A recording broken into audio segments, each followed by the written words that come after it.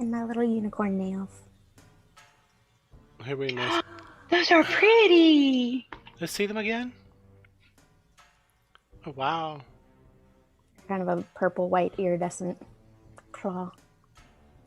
Cool. It's been forever and a day since I've had my nails done. I think Elizabeth did them last.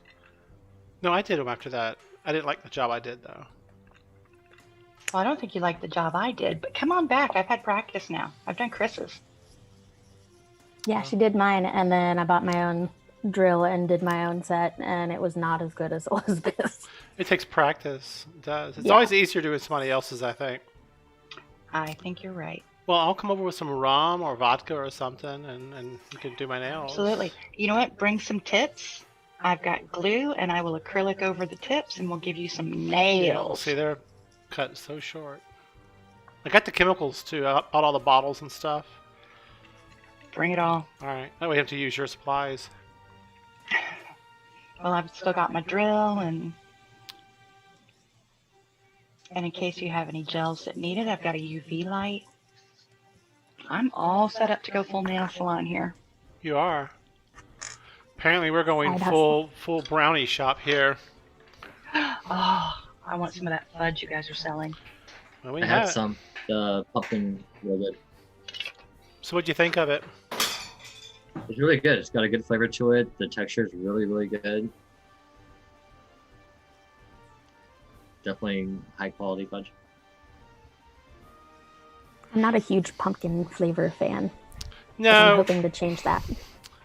this fudge is pretty good. The pumpkins. I was really surprised. Ugh, fucking cables. I was really surprised how good the pumpkin fudge was.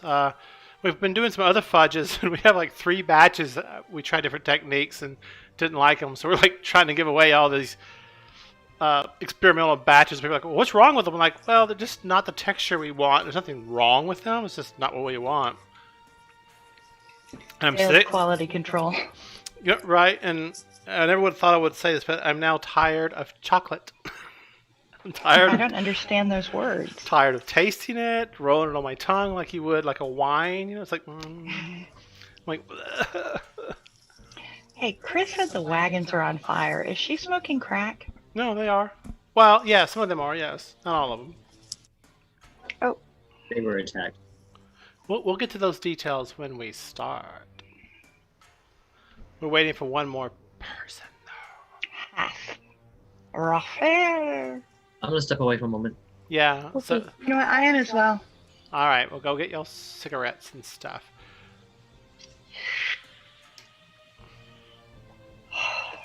I stopped.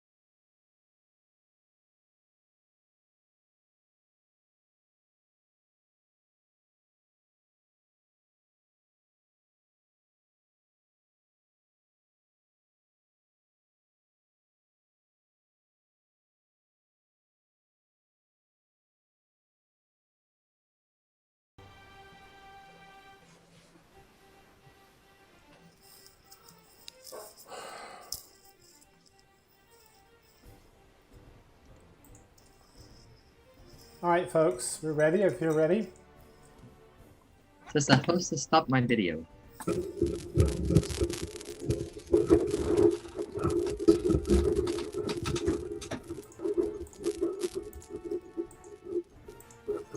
There we go. I like it.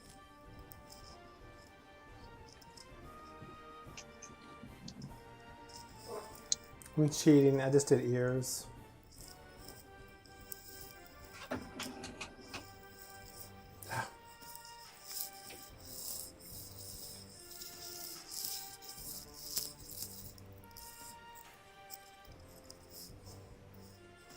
They look lopsided. Whatever. Chris, Blix, Pandora, are y'all ready?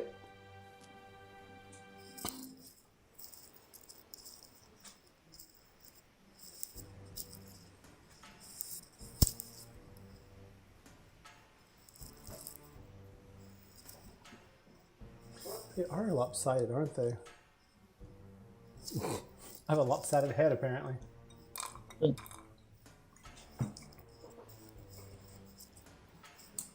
have Elizabeth. We just need Chris. Pandora.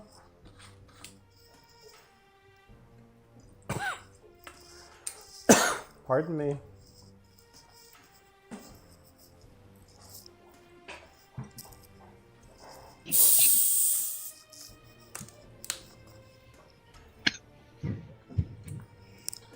All right. I love all your costumes. All right. Don't forget costumes next week. Yes, costumes next week. Okay, I'll do something. I'll do something outrageous then. Maybe I'll paint my skin blue or red or something. You got cat ears on. That's enough. I forgot all about this, and then Chris reminded me this morning, so I grabbed just my fair shit and threw that on. But next week, full on costume. Okay, we'll do that. Next week, I'm dressing up as Pandora. That will be cool. How are you gonna be so furry? Oh, you'll see. Okay. You have a furry outfit? Not quite, but little bits. Cool beans. Okay, let me pull up the campaign synopsis here. Where is that? So, as we know, you all had retreated to the Abbey and eventually had to flee the Abbey, and you made your way underground. There, you ran into a bunch of interesting subterranean environments, eventually encountering a group of troglodytes and some mushroom men. After the mushroom men offered to help you get some sleep, machinoids, I guess, M-Y-C-O-N-I-D-S, machinoid. But it didn't work out. You actually had to flee because you had the children, because the troglodytes were actually eating the mushroom men, and y'all didn't stay to fight them. Instead, you retreated. You eventually found a lower lava tunnel, which the green ribbon kind of moved along then, if you remember. After carefully rigging up a net ladder and stuff, you managed to get all the children down the ledge into safety. Winding the way through the tunnels, you made your way to higher ground and eventually emerged from the tunnels themselves. Realizing that you were near the realizing that you were near the wagon trail, you hurried to find it, but discovered it had been attacked, and many, but not all, of the wagons were set ablaze. So, what do y'all wish to do at this point? I set the stage for you. The temperature has dropped because it's later in the day. The sun is starting to go down. You see again a slow snowfall in the mountains. The wind's kind of whipping around, and that's also whipping the fires on several of the wagons. Most of the transport wagons that the children were going to be put on were okay. They didn't really have anything on them, right? But some of the caravan wagons that were part of the carnival were actually on fire and burning. All in all, about a third of the wagons were set afire from this distance that you can see. What do y'all do? I go rushing in and I try to ascertain whether any of the fires look like they're still at a controllable level. Like, can Can we put them out? Yeah, make a survival check. I will go in as well. Hang on, I gotta get my character open. There I am. My character says that I'm blinded and I am enraged. Oh, sorry, I was playing around with the character. Okay. I was working on some status effects.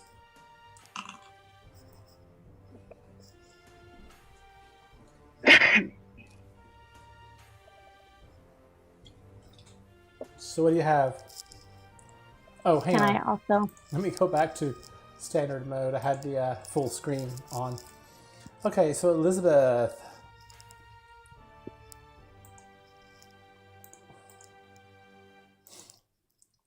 Elizabeth and Nick, y'all begin looking around.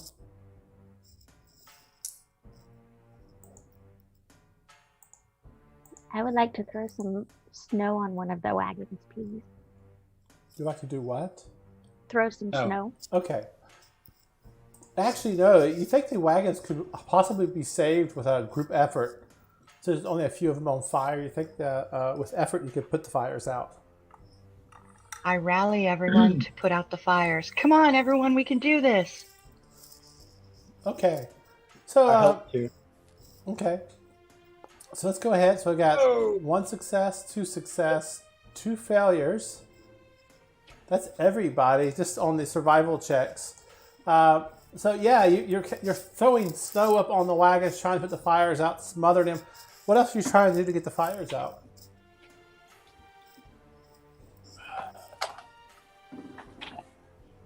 Smother it with my cloak.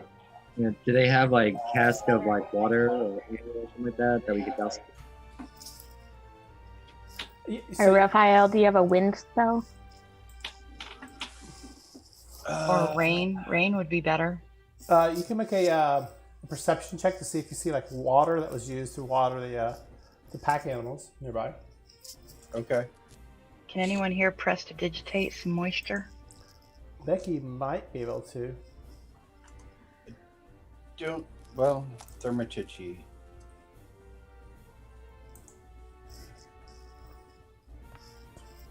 I do not. No, you don't, Nick. Nick is not even certain that water is a thing that exists.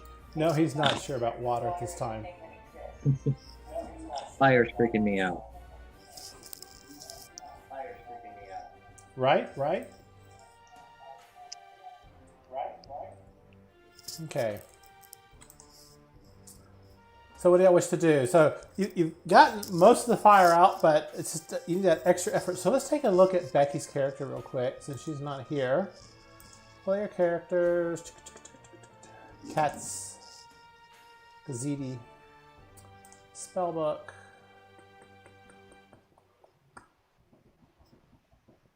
Ray of Frost. She could possibly cast that and freeze, put ice over that, maybe. I got a decent perception. She doesn't have all her spells here. She should have some second level spells. She's 3rd level. Yeah, she has second level spells by now. Let me hit start import and see if she's just yeah, no. Okay. So we'll say with her ability with thaumaturgy or similar effects, she's able to cause the winds to blow up more snow, assisting you as she waves her hands around in a very theatrical kind of way. And snow just piles on to the various wagons and the remaining flames, and they begin dwindling out. And finally, all the fires are out, and a thick, heavy smoke, city smoke's kind of wafting up in the air. Several of the wagons that contain some of the tents and the theatrical equipment they needed were actually set afire. But as you look around, there's nobody else but you guys here. Everybody else is gone. Kind of feels gone. So it doesn't look like anyone was. So it doesn't look like anyone was injured in the fire. They may have been taken though. Yeah. Is Are there anyone any- here good at tracking? Like survival skill or trained in it and anything? Like, I am. has anyone ever studied anything like that? Maybe we could check for tracks and see which way they went.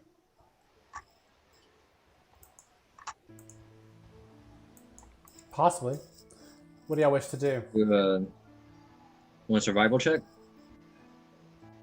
Or check for traps? See if I can see like if they were taken off somewhere. So let's see something here real quick. I want to try something real quick. I guess that would be more A wand of investigation. back scratching.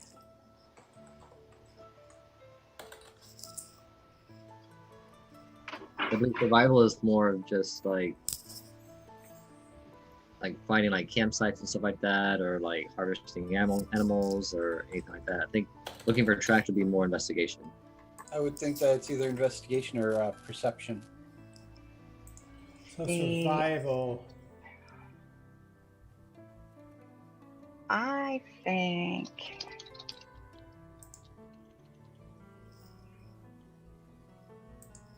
What do you think?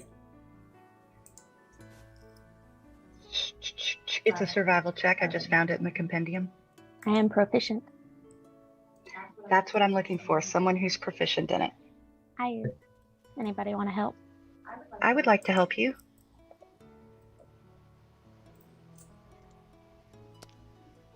Ooh. And its soft surface such as snow is a DC 10. Yes, I'm looking here. Survival, ability scores. I'm in the actual thing here. My actual wisdom, hunt, wild game.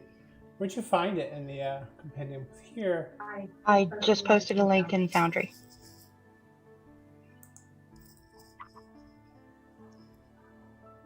It was under Chapter 8, Running the Game.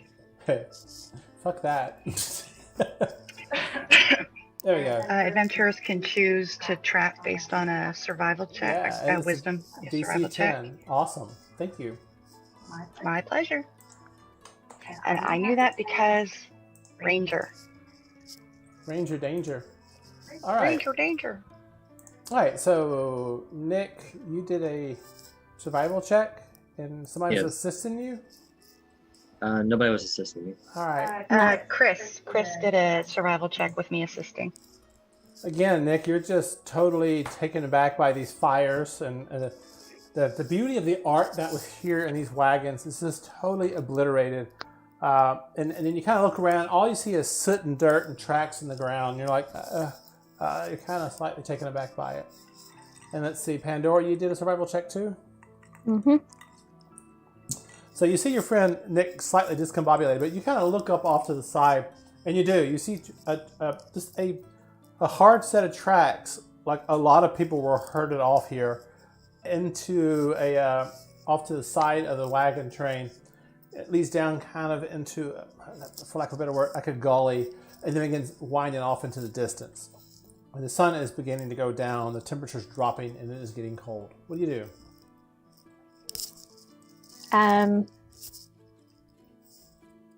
I call over the group and point out the tracks.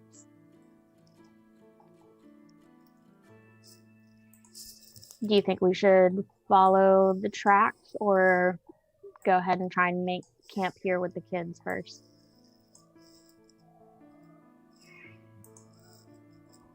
I hate to split the party, but we can't very well take the kids with us to hunt down our friends, but we can't just abandon our friends. Well, we also have, in addition with the kids, we also have the sisters too, right? Right. The sisters are MIA. No, they're here. One of them, Oh. yeah, they're with you. I remember they trekked to the, Yeah, that they came with us with the kids. they did, yeah. And Send them off. she goes, we can, she kind of points to a couple of wagons. She goes, some of these wagons are quite well insulated against the elements. Perhaps you can help us get one of them off the roads and we can all pile in. Just the body heat alone to help keep us warm. Let's do that. Okay. Yeah. Like a good plan. So let's see here. I can't see much of the map. I'm not on the map. You should be. I can see Raphael and Pandora. You know what the problem is? I think I need to put your actors all on here. Let's go to Control A. Hang on one second. Delete. And then I'll just go here, here, here. She's not in the game. Blix, Raphael. I think that's everybody, right? Mm-hmm. All right. Yeah, so you get all the children in, you kind of seal it up. So, yeah, as a group, you can make a survival check to kind of. Are you trying to obfuscate the trail of the wagon or anything? What are y'all trying to do exactly? Absolutely, we're trying to obfuscate the trail. Yes. So, how do you go about that? Like tree limbs and stuff like that. Just kind of brush the snow around. Okay. Right. So, look at your character sheets and your skills and your abilities, right? And tell me how, as a group, this is kind of a skill challenge, right? And I would love to do like some amazing role-playing scene here, but let's just kind of keep it mechanical, just for there's a dot on your. There you go. How do you want to approach? We know survival will be a key to this, but how would you like to try to use your other synergies to increase your chance?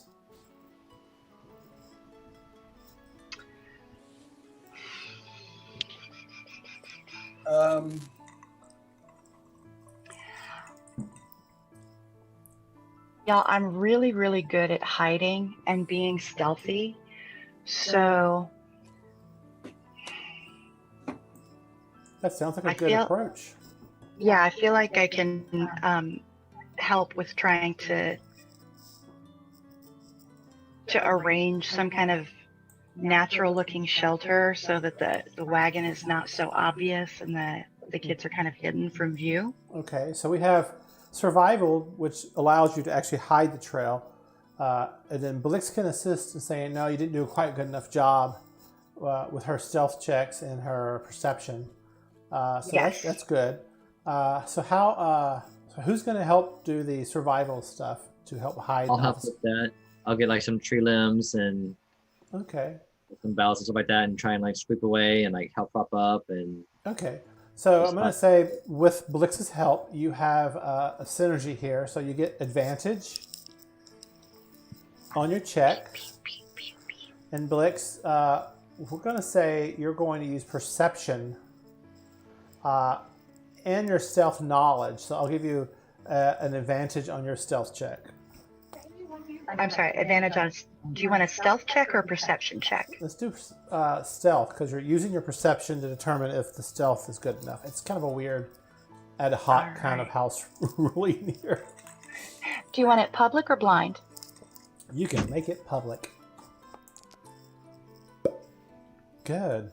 Yeah, y'all kind of make your way through all of this, and you kind of all sit back on the trail and very proud of yourselves that you've, considering that snow is really hard to hide your tracks in, y'all have done a good job. And so you think that the wagons for the sisters and the children are well hidden.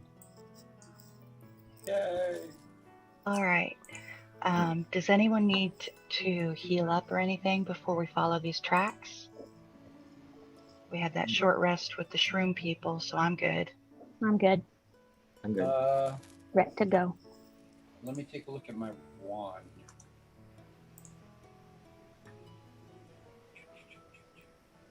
Spells. I'm also cool with staying inside the little wagon where all the heat and warmth is. Maybe I could lend a hand there. Suck it up, kitty cat. You're coming with us. You possibly could. I'm So, a unicorn. Suck it up, unicorn cat. You're coming with us.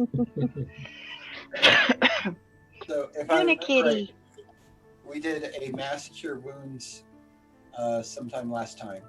Mm-hmm. And my wand has not restored since then. All right, so don't use it.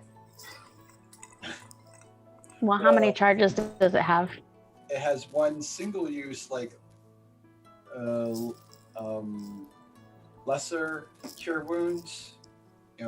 Just a basic cure wounds. But if he uses that, then the wand is no good anymore. Yeah.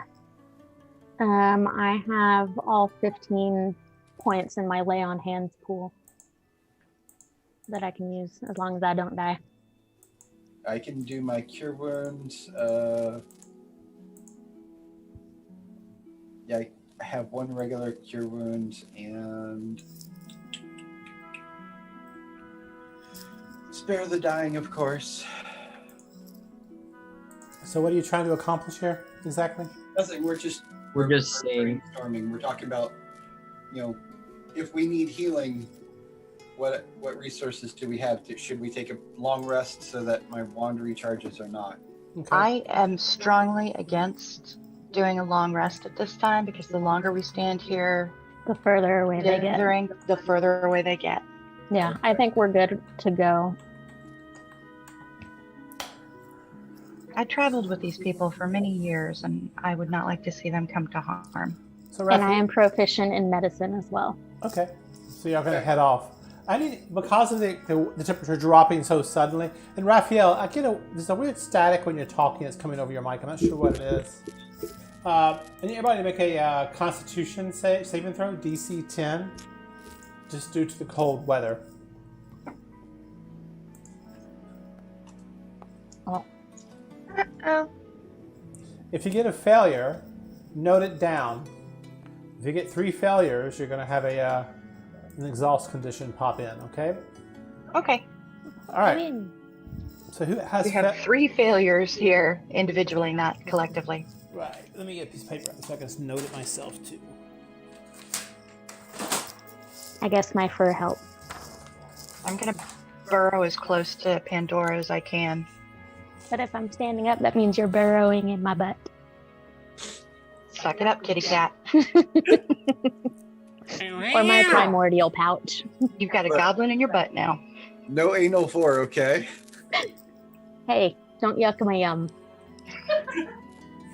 What just...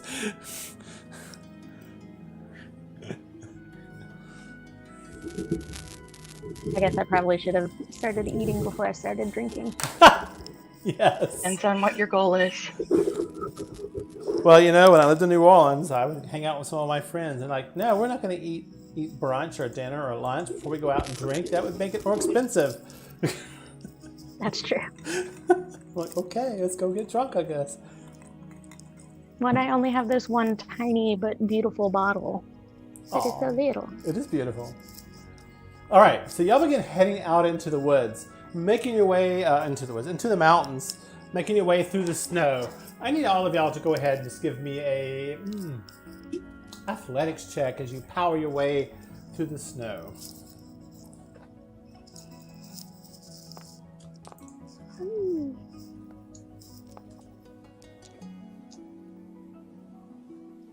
So success. Is that everybody? We're very athletic. Yeah. So y'all. You have who's leading the way through the trail? Me. Definitely not me. So Pandora's making her way through the trail. Smartly, you follow the trail that was created by the goblins and other creatures that was leading into the mountains here. And you find And I will follow closely behind Pandora using her path because I am tiny. Well, you have your face up in her butt, remember? Keep your nose warm. That's right. That's right. So, yeah, and due to this strategy, you're able to keep your exertion of energy down. So you're not getting exhausted from these efforts. As you continue on, the trail winds down and around and then back up a sharp embankment. And you find that there's a scissored path that makes its way up a cliff. And at the top of the cliff, you see what appears to be from this angle here. And you're off, kind of looking in that direction. And you think this is where these trails are leading, because that's what it looks like. You see what you think is perhaps a cave entrance that enters in. Pandora, can you give me a perception check and make sure it's private or DM hidden from what you know what I mean? Okay. The blind roll. Okay, Pandora.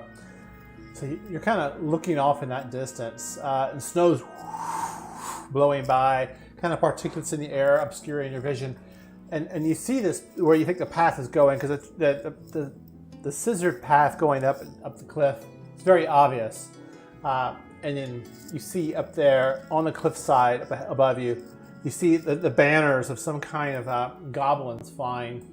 If you remember correctly, it was goblin heads with little pointed ears. It looked like this over here on the map. If you look on the, you see that kind of flying up it's small from this distance, but you do recognize the 3 skulls on it.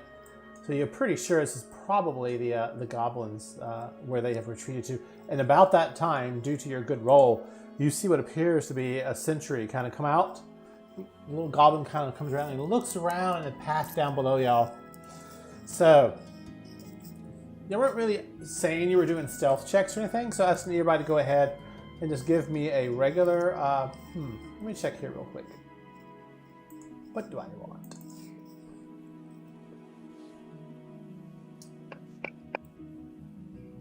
Yeah, just go ahead and give me a stealth check. Going from all of us? Yeah, all of you roll separately, because you weren't trying to do it as a group or anything. What, private or public? I rolled blind. Blind, please. I did public. Okay. Do you want me to roll again? Mm-hmm.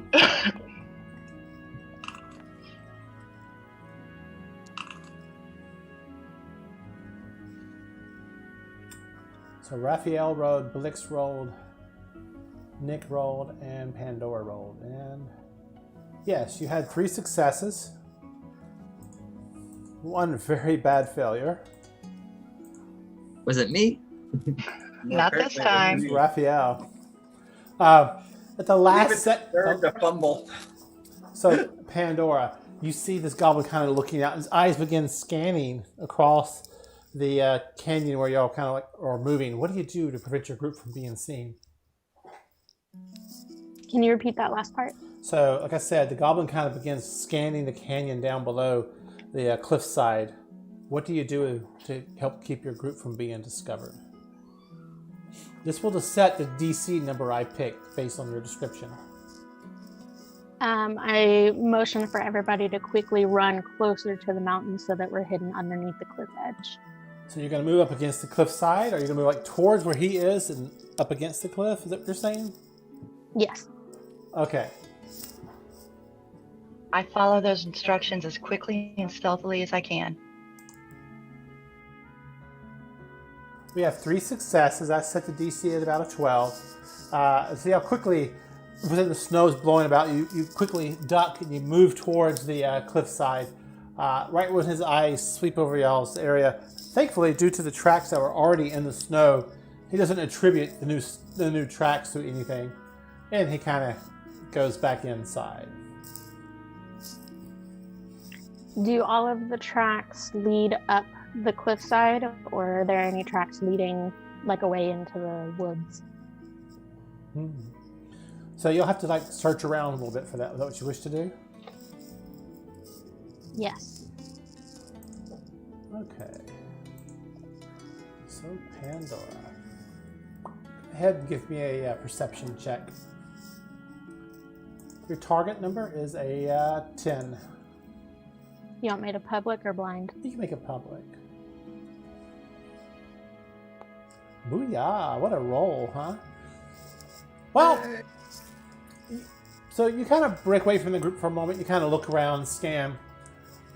You see the trail that leads up, the scissored path leading up to the entrance. And you kind of look past that, and you do see like there were some tracks that led off past the entrance, past the trail that leads up towards the entrance. And just a few tracks that lead a little further, for lack of better words, slightly westward from your direction. But it's a much smaller group, maybe only 2, maybe 3 individuals. And you see the tracks also come back. They look fairly fresh. You also notice there's a weird, like little indentions of snow here and there. Like there's something that hit the snow and created like a small, like it hit it, and whatever touched the snow created a slight indention in the snow. Like just little random spots here and there. I go back to the group and whisper what I saw. Do you guys want to go up the cliff where the goblins are? Or do you want to follow the smaller trail and see if we find our friends there? But you said the smaller trail like looked like it went off and then came back, right? Yes. So our friends probably didn't go that way. It's probably like part of the goblin group that went out and then came back. Probably hunting. Possibly. Possible. but the tracks look very fresh. So, with the slight snowfall, if they had gone hunting, you believe that they probably would have been more covered. And the little spots in the snow are kind of curious, although you're not sure what they are. Well, we could like go over there real quick and see like where they led off to. Maybe like a back door or something. What do you want to do? Investigating. Blix, Raphael. Let's investigate the smaller trail for just a little ways and see what comes of it. That's reasonable. Okay. Okay, give me a second. I'm really concerned about my friends, and I think they're probably in the cave, but I don't want to get up there and have a hunting party return behind us and box us in. Yeah. But the tracks did go away and come back. They did, yes. So you're again making your way down the trail with the wind, kind of whips up here and billows out. As you're following these tracks, they kind of lead around the cliff, and they dip down just a little bit, and then they quickly start climbing up a straight path. And as they climb, you begin to hear a noise. It sounds like maybe running water or something, Pandora. And you round kind of like a little bluff on the cliffside. So the cliff's running up high on your right-hand side, and you're kind of following a trail up, right? And then you kind of come around a little dip, and coming out of the cliff is a squat, like little cave. You definitely would have to, possibly, especially you, Pandora, would have to like almost crawl into it. And you see these tracks led here, picked up, obviously, some water. And you see some abandoned buckets to the right of the water here, where they've fished water out of the stream that comes from the cliffside itself.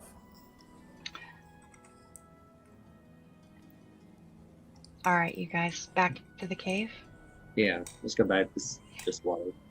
Yeah. Does anybody need to fill up any water skeins or anything? I do. I'll go ahead and do that while we're here. Make sure I've Okay. got fresh water. So, I'll do that too. What the hell? Okay, so Blix and Raphael, yeah, move up to where the water's kind of coming out, and you do realize that where the water's coming out of the cliff face is probably a 4.5 foot high cave that someone could easily wade their way into, and it goes into the darkness beyond.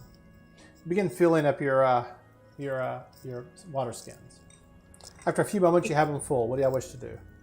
You guys, I'm gonna sneak on in here and see what I can see. Okay. Call back if you need us. Don't Yes, take too ma'am. long. Be careful. So I quietly start trying to stealth my way as quietly as possible in the circumstance into that little cave. Yeah, so you begin making your way in. Give me a second here. I gotta look at something. Do I have to get in the water, or can I be like... Unfortunately, you do have to get in the water. Okay, I'm gonna go ahead and do that. Okay. It is, actually, you're surprised. It's a bit warmer than the air outside. And it's not cold. I guess I should have described vapors of steam coming off the water, but I failed to do that. Please forgive me. I needed a little spa time, so this works for me. So you see Blix folks disappear into the cave. Your eyes adjust to the darkness, and it kind of winds on ahead of you. And it branches out, and it goes to the west and to the east, and continues on a north... basically a northward. So you went, if I can describe it, you entered to the, I've got all my directions here mixed up. I think. So it's so let's just say the cave entrance is to the west, just so I can orient you. It heads westward very sharply, and then begins to head northwestwardly, like back towards the direction y'all came. But it's a slight angle upward, very subtle, and the water's kind of drizzling out. Let me see here real quick.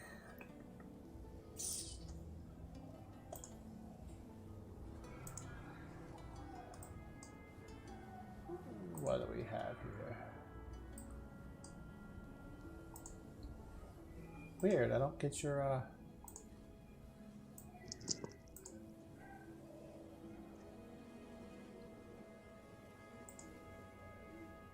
Give me a second, please. 1 second.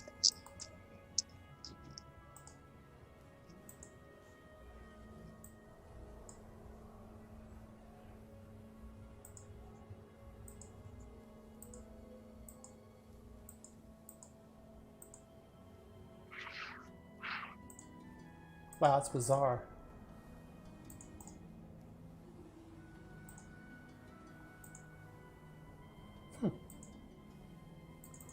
Alright, so let me look it up here. It's yeah, you just through your own keen senses, Blix, you pick up an odor. You recognize it. It's goblin. There's a hint of goblin in the air. All right, hold on 1 sec.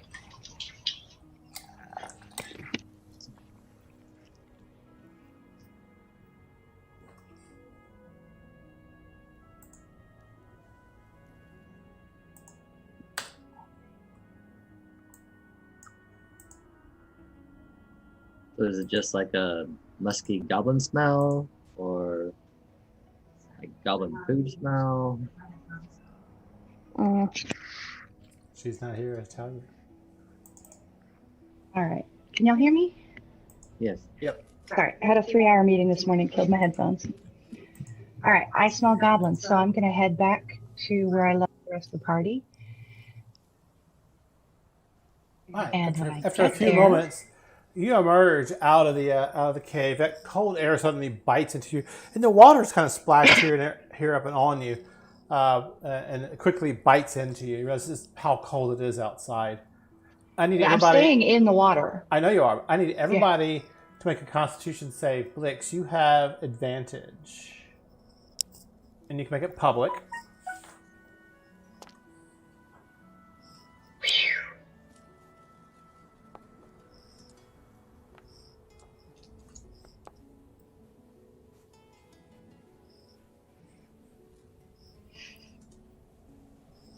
Okay.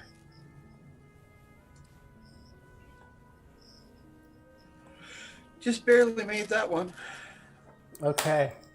So yeah, y'all suddenly the water, you hear some splashing, and you kind of observe what's going on, and you see the squat little form of Blix come out of the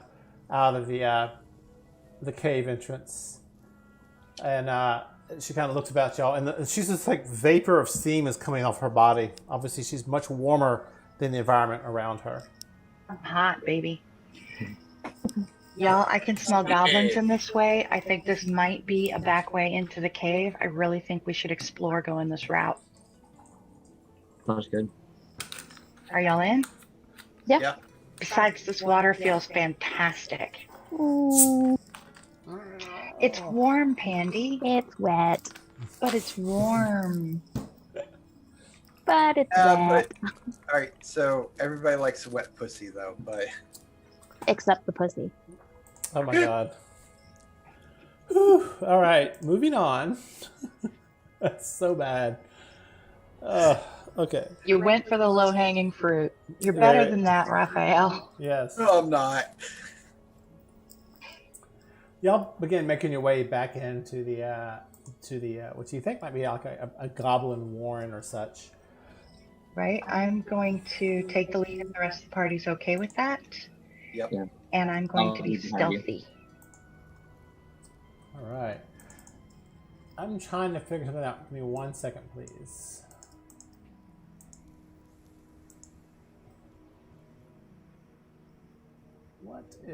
Why are you not showing?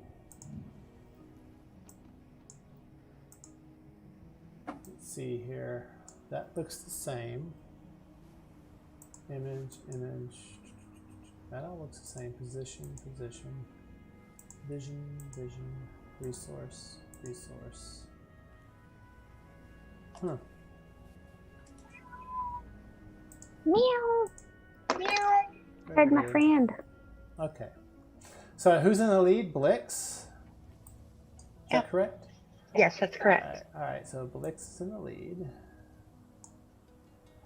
I'll bring up the rear. And I'll be behind Blitz.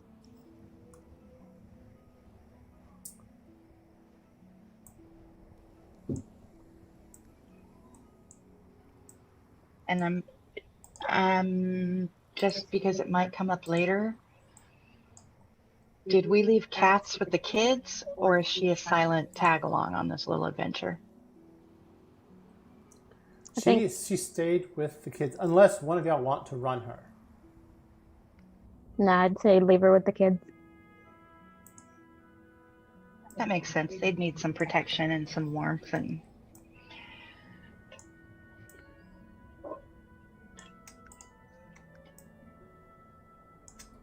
comfort.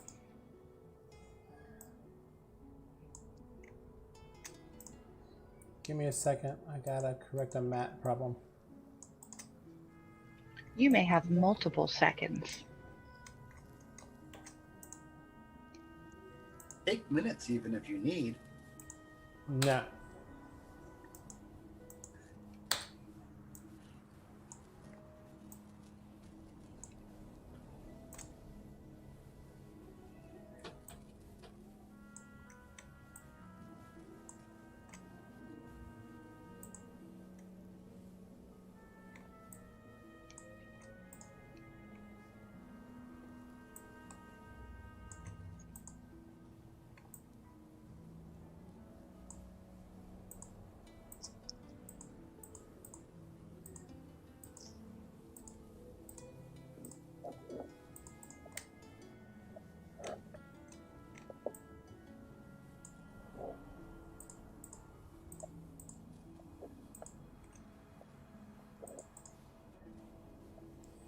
All right, so I got Blix, Raphael, and then who's next? I got Blix, Nick,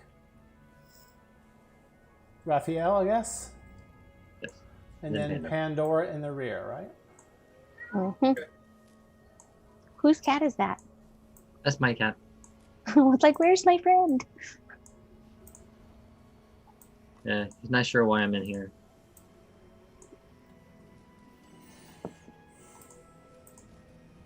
Did you invade his room?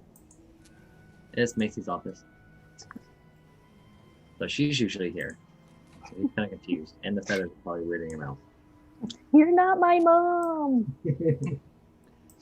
No. He is her cat. Sorry, guys. I made a mistake on the maps. I'm trying to correct it real quick. It's okay. I guess she would be his person. Mm-hmm. Accurate. Yeah, Jezebel, I'm Jezebel's person. And Odie's just kind of all over the place. Whew, got all kind of mistakes here. Just really slow me down 1 second.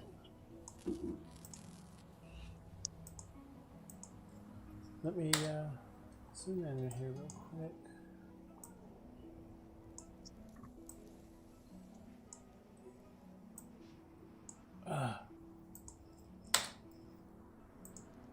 I forgot how hot wigs are. Okay, that's good. Oh, wigs are very hot. It's been a hot minute since I've worn one. Okay, are you all on the map? It's loading. Okay. I see gray. I see gray. Mm-hmm. Skies of blue. Yeah, it's just great. Give me a second here. Hey.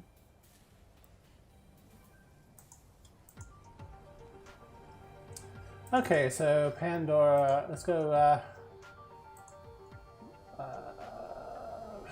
Pandora, prototype, vision, dim vision is 60, bright vision is 60.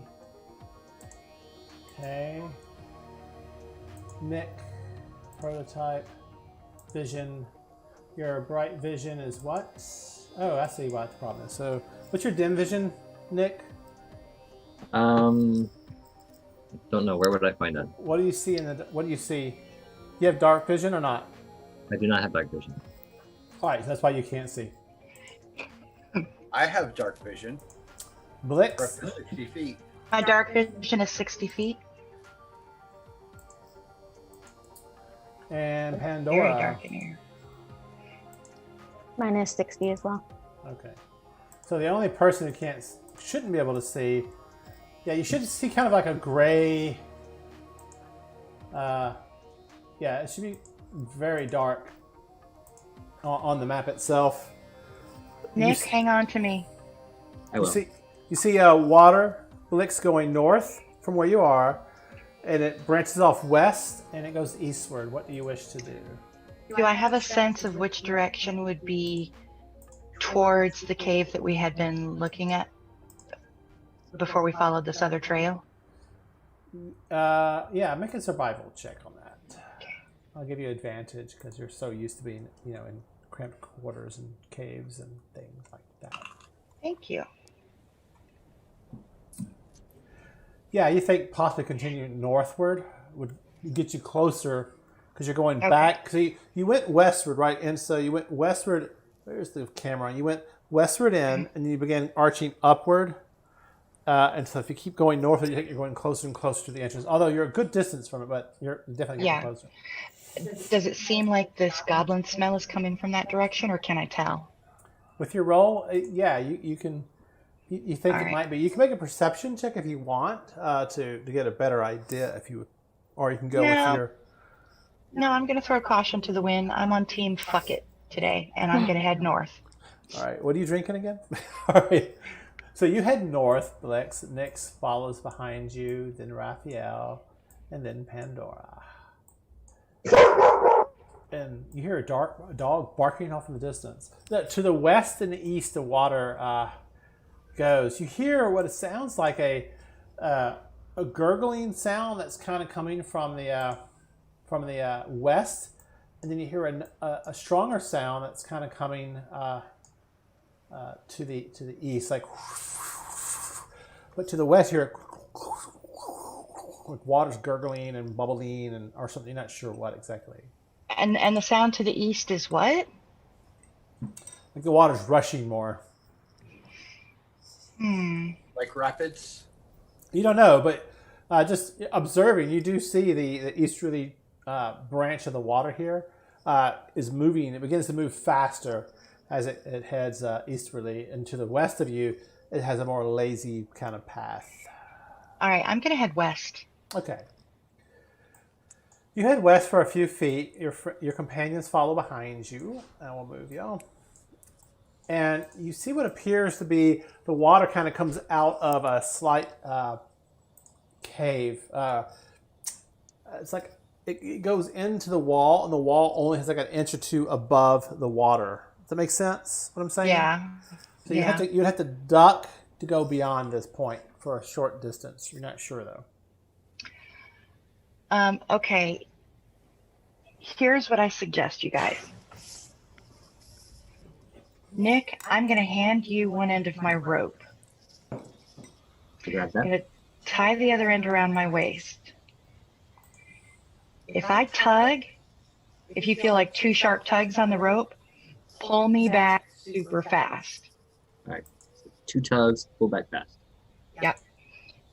And so I'm going to dive under and see if this is something that we can swim through.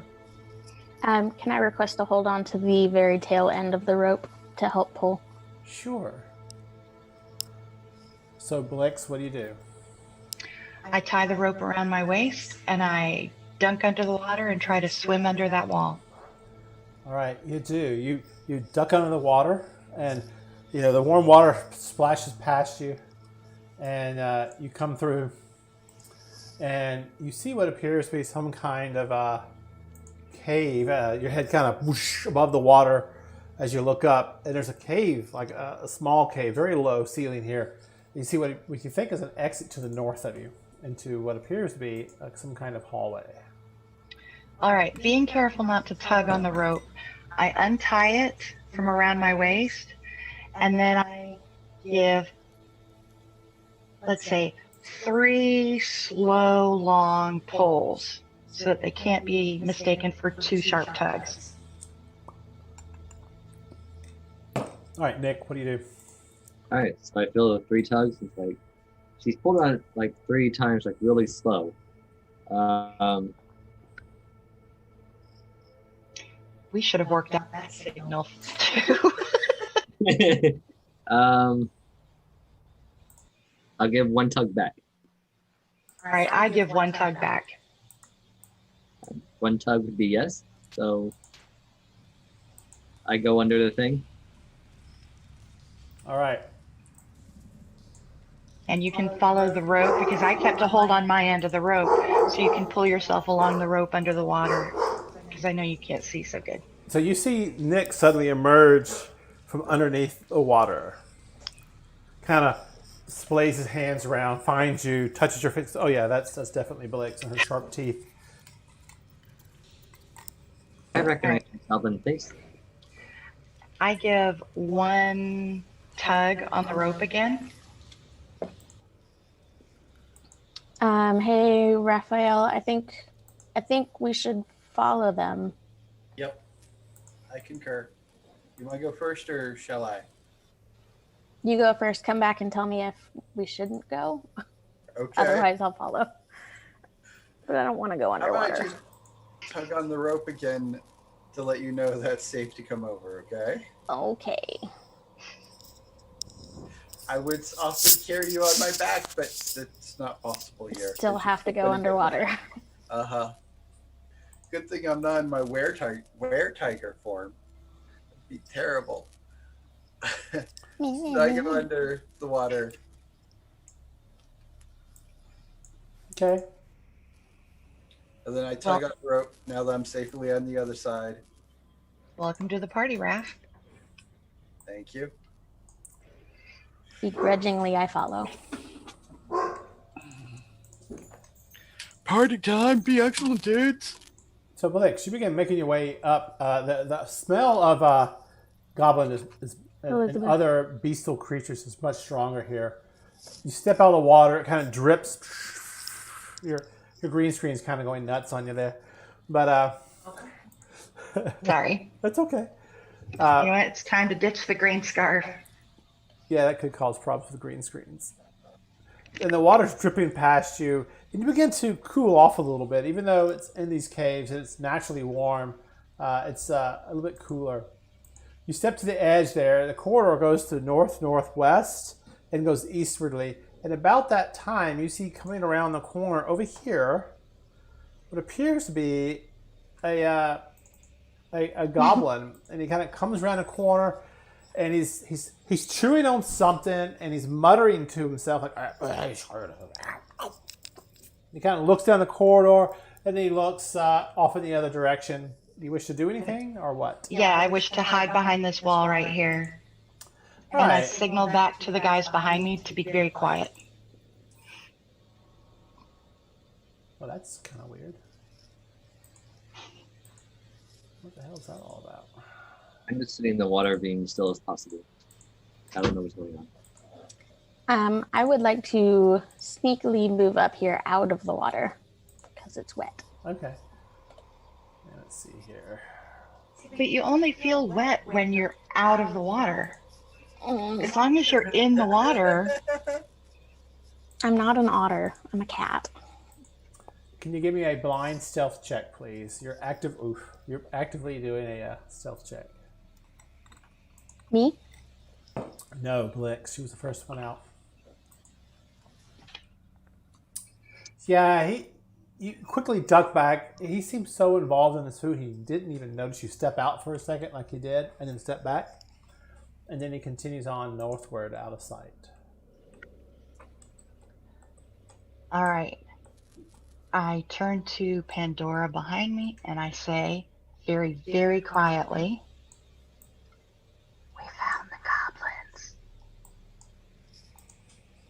I turn around and whisper to Nick, "We found the goblins." I turn around and whisper to the darkness.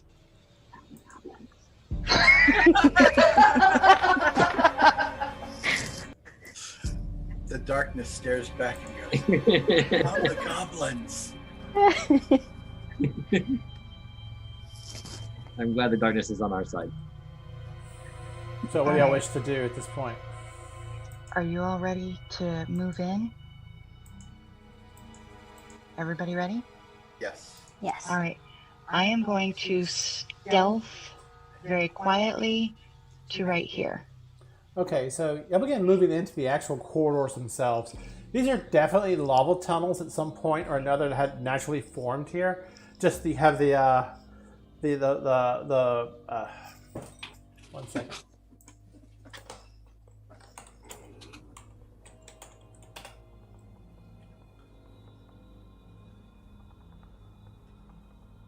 Hey, Pandora. Don't forget your towel.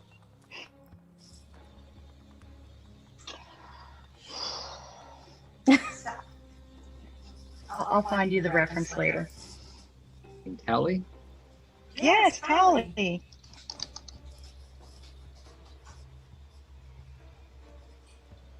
Now I have Um, the song by Doja Cat running in my head. Got milk?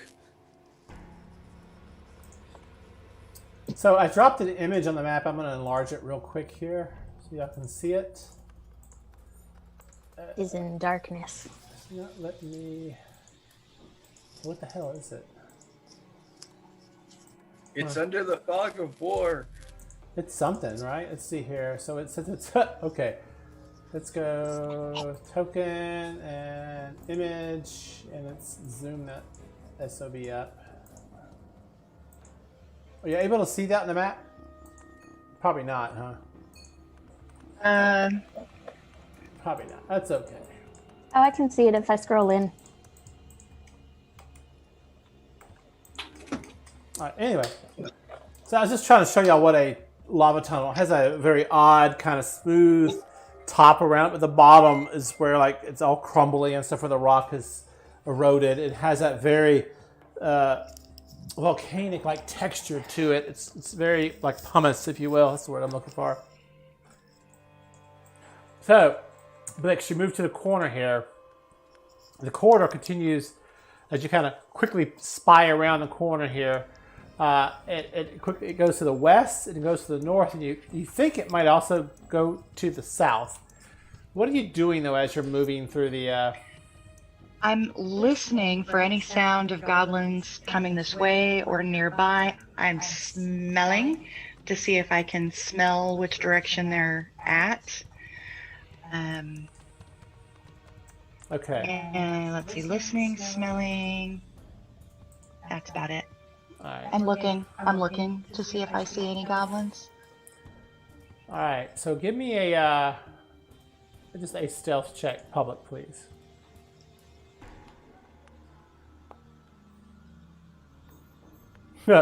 Yeah.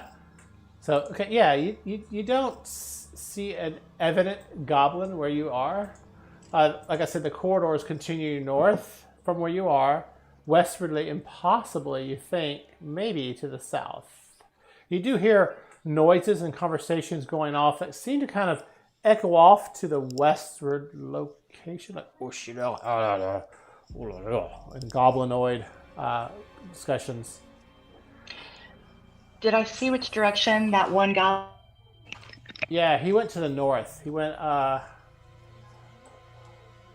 he kind of traveled this way. Okay.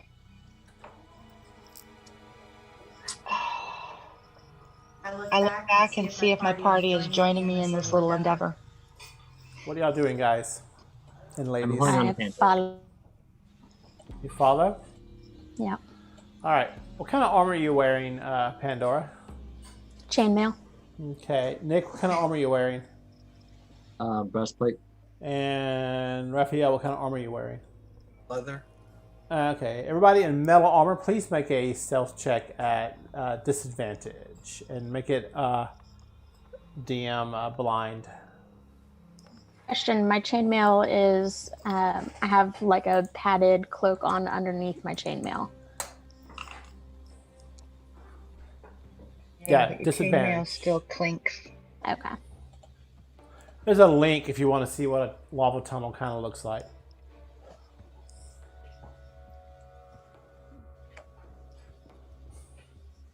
Oh, Yeah, just imagine this is slightly tighter. It's not quite so wide. And as you're moving through here, Pandora, you're finding you're having to duck down quite a bit to move through here. Anybody who's over 6 feet tall is having to duck. Actually, 5 feet tall is having to duck more than expected. In this area, at least. So what do we have here? Nick, I got your check. Pandora, I have your check. So, Raphael, I need your check. Okay. And Blix, you're good. thank you. Stealth, Blind.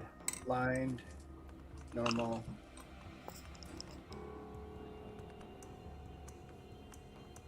Oh man, now I want a Sonic drink. All right. I'm sad they discontinued my watermelon Red Bull slush. Those bastards.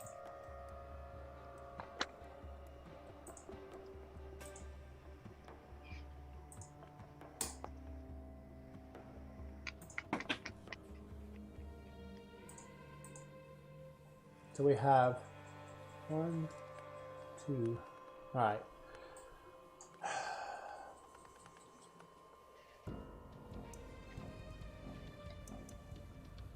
Pandora, you begin moving forward.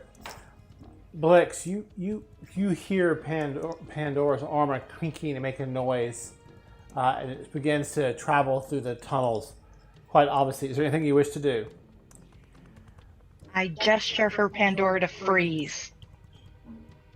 So Pandora, you freeze, just in time.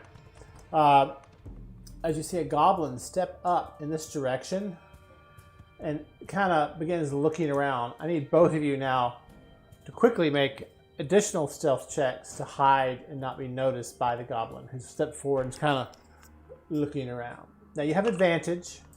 Oh, I didn't roll with advantage. You can roll again. Do I roll with an advantage? You just roll normal. Okay. Shit. Okay, and the second roll I rolled public, but whatever. Roll again, Blix. Blind, right? Yes, please. It's too bad that was a good roll. I know, right? All right, so Blix, you got that, and Pandora, you got that. So yeah, you both quickly duck back out of the way. It doesn't notice you and disappears around the corner again. What do you wish to do at this point? From the sounds and smells and whatever, can we get a sense of how many goblins are in the area? In the area? Oh. Nearby? Around Just the through corner? the echoing, it's hard to say. Make a survival check. Wisdom, right? Yep. Can I assist? Sure. How are you assisting her? Since I'm right up close, I can also hear and smell with my feline abilities. Your ears are pivoting, listening. And you're like, maybe there's 3 or 4. And she's like, I don't know, 5? And between the two of you, you come to a consensus 3 or 4 nearby, but the sounds travel really oddly in these caves. 3, 4, maybe, no more. That I rhymed, didn't? Yeah, big toe joke. All right. I whisper. Okay. They're just goblins. I think we can take them. They're right around the corner. Let's just rush in and go for element of surprise. You don't think we should try and like quietly pick them off one by one? That is also a plan that I can go along with. I can get on board with that. You think you could sneak in and pretend you're one of them and find out what's going on? Oh yeah, y'all want me to try that? I do have very skilled deception and performance. They don't know that you're here with us, so Do you have like a dagger or something that you could silently just be like, ka-cha! As a matter of fact, I have 2 daggers. Y'all take a look at what I'm wearing and let me know what can I do with this to look more like the goblins we've been seeing here. Do you mind if we tear your clothes? Tear away. So I kind of use my claws and shred places to make her clothes look more worn, like the goblins that we came up on when they were attacking the caravan. Also, Rub a little dirt on it. Do you have hair, Quick? Do you know goblins Yeah, I smell do like have hair. feces? Oddly enough. you're not rubbing feces on me. I mean, you already had your head up my butt. I think that's close enough. Yeah, that is close enough. I was looking to see if I have a disguise kit, but apparently I do not. I messed up your hair. Yeah, mess up my hair a little bit. Okay. That's good. So How do I look? Cute. Meow. All right, Very I disgusting am. goblin way. I am going to stroll in as if I belong there. Holler Alright. if you need us. So Oh, move wait, your what's this? token. Wait. Move your token 5 feet, What- please. What's the signal? The signal is I'm dying! I'm dying!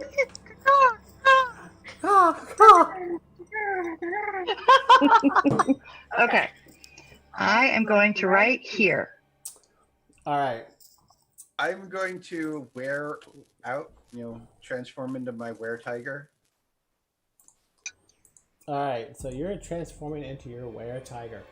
So, surprise, surprise. Let me look this up real quick for you.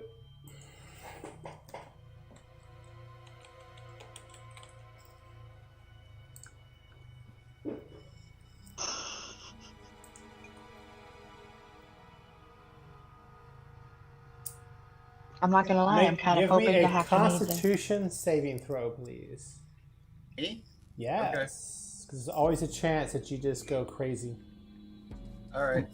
Please don't do that next to me. There is a price for being a lycanthrope like as you are. Oh! Oh no. What happened? Oh. No. See, what had happened was. All right. We're going to take a 5-minute break. Okay. And then we'll be Damn back. it, Raphael. Popcorn, because this is not going to be pretty. Oh my god.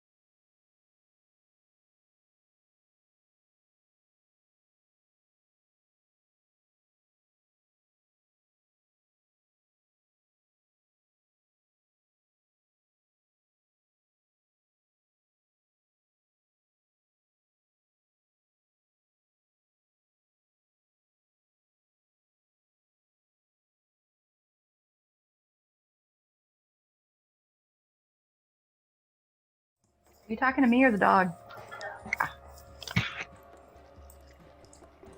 Hi, folks.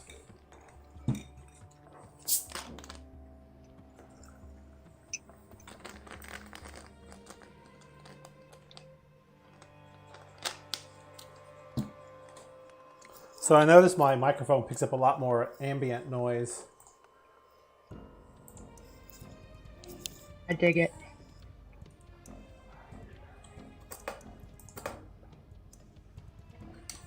All right, so Raphael, let's take a look at what happens when you transform.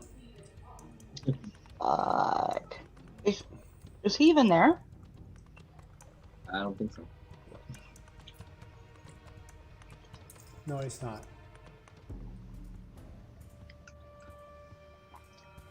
Chris isn't either. She's being mugged. Oh no.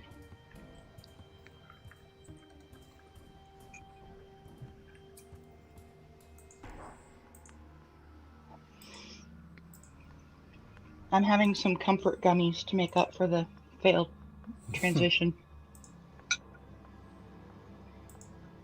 The good news is Raphael is like way back from where Pandora and I are, and the only person who's really in danger is the one guy who can't see him.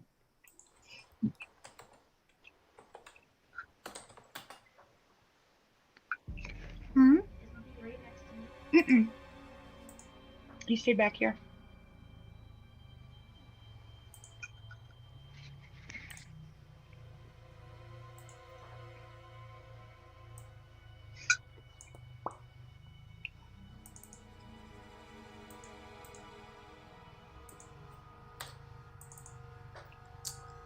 All right, let's use the polymorph skill. Boom, and we go. Boom. Okay.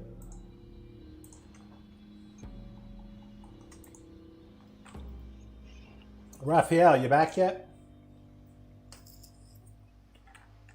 Oh, Raphael.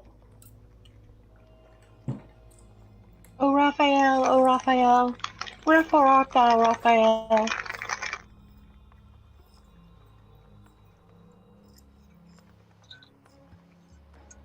Okay, so Blix, this all happens kind of at the same time.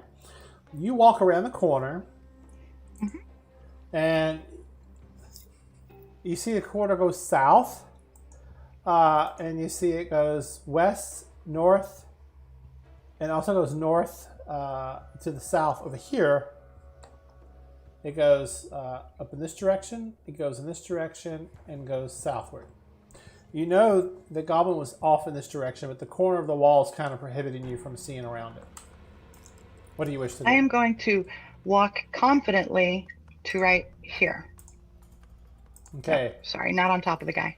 There you go. Walk around the corner, and you see a goblin there, and he sees you, and at first he's like, "Brr," and he sees that you're a goblin. What are you going to try to do to deceive him?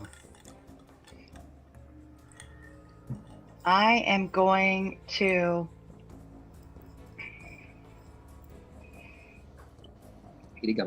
I'm going to greet him in a brisk manner. Oh, excuse me. In Goblin. Mm-hmm. And what do you say? I say, oh, excuse me. In Goblin.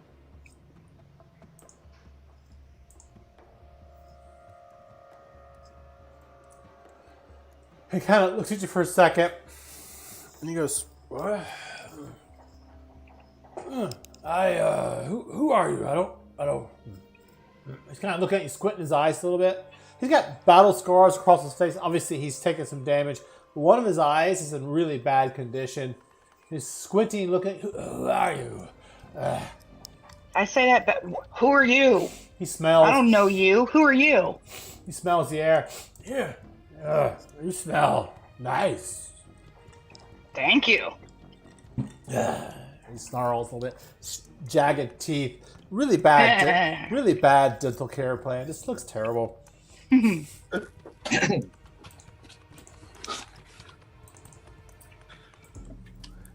I'm Blog. I'm Blix.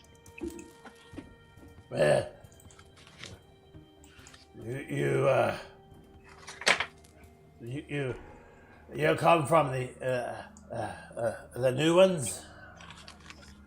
Yeah. New ones. You're here to relieve me? Exactly, yes.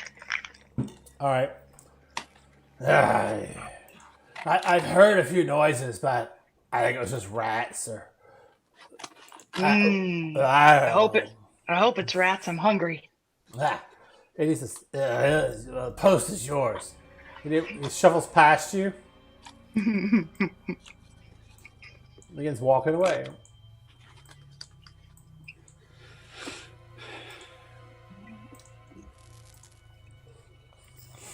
You find yourself standing alone in the corridor. All right. I'm going to stay where I'm at and stay very quiet and just keep a watch for a little bit.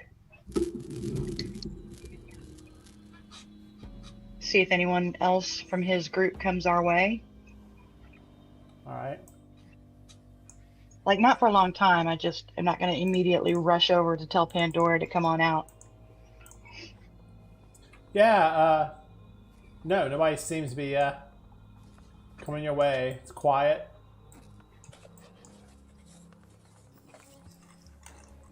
So back to Pandora, and let's see. There you go. So Raphael, you've shifted. Fortunately for you, were-tigers are in neutral alignment. Nick, Raphael begins changing, and he goes into his were-tiger form, and he has this wild look around his eyes as he kind of looks around, and he kind of looks at you like he doesn't quite recognize you. Raphael, give me a where's your character here real quick?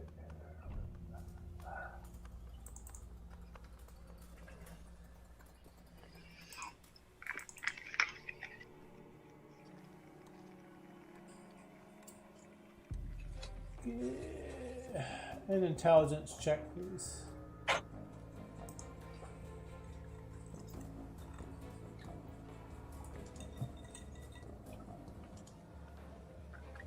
Blind? Yes, please.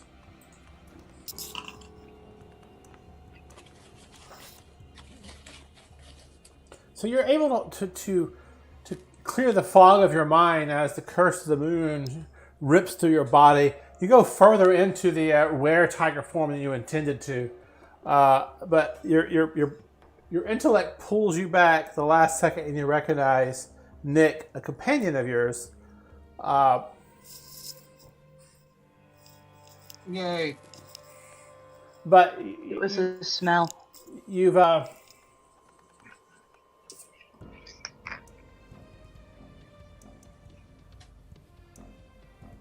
you're out of touch with your clerical abilities, unfortunately. Be aware of that due to the curse.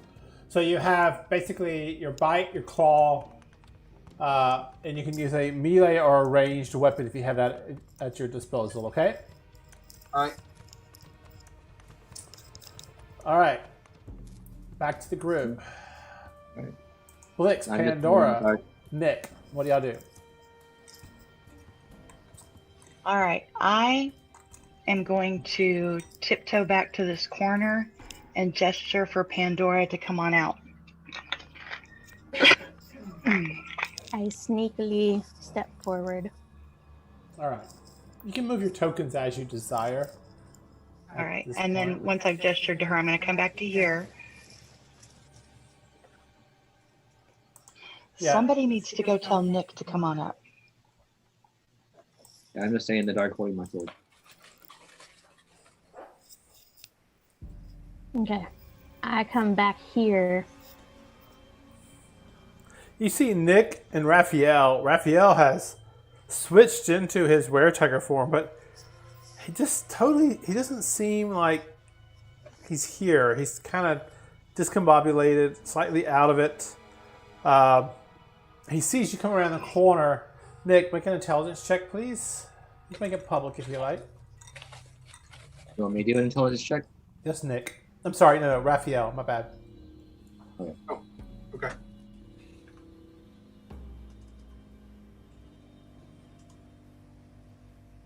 All right. And we have okay. Yeah. So one second feels bloodlust come over you, and then you're like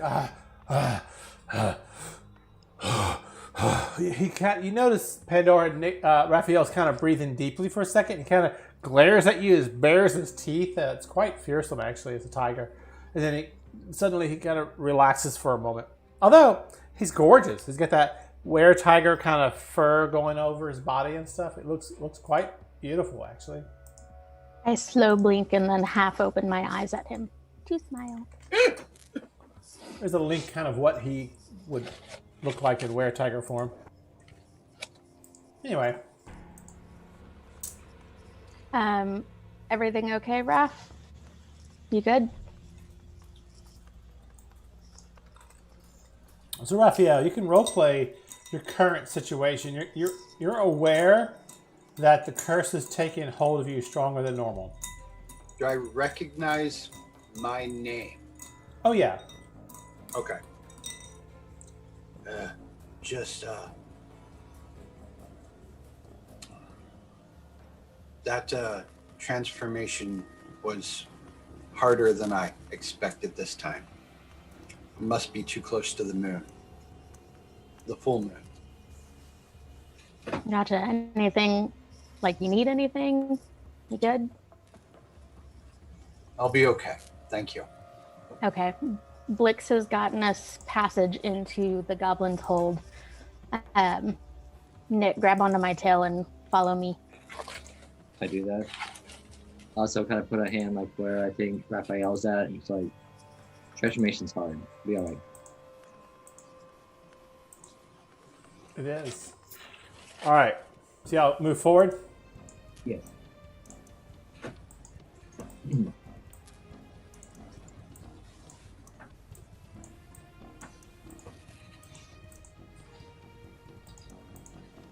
All right. So yeah, move north by northwest up the corridor.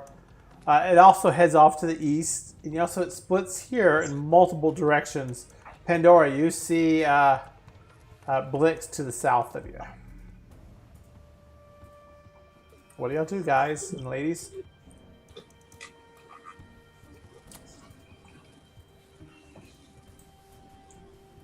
I'm going to follow Blix. Okay. Corridor turns northward. Blix. All right, guys, I saw at least one goblin go this way, so y'all stay a good 10 feet or so behind me, all right? Are you all making stealth checks to try to be stealthy or not? Yes. Well, no, I'm not. Yes, I am. So I need Pandora, Nick, and Raphael making stealth checks. Raphael, your stealth check will be that of the creatures, which is a +4. What kind of armor are you wearing, Raphael? Leather. Okay, +4. So roll a 1d20 +4. Okay. Roll blind. And blind.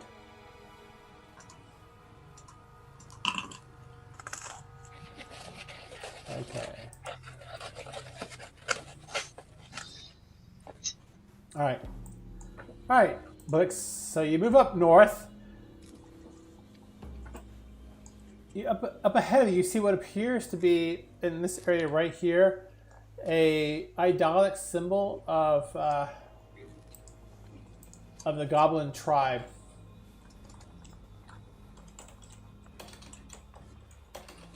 Does it serve any function that I can see? 1 second. Do you recognize the tribe?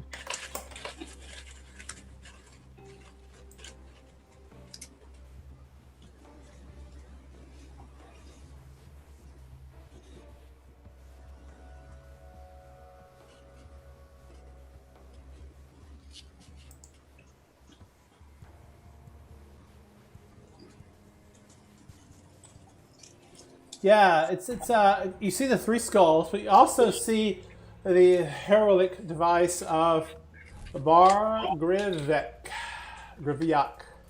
He is a goblin of cooperation in history and cooperation in territory, highly territorial.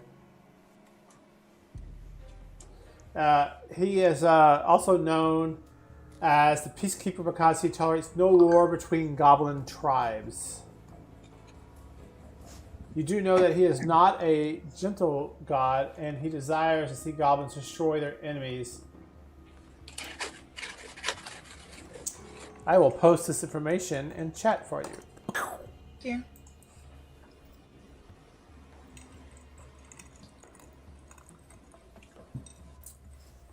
So his symbol, think of a totem pole, if you will. At the top of the totem pole, you see his symbol. And then below that, you see the tribe symbol. All right, I gesture for the others to quietly come up.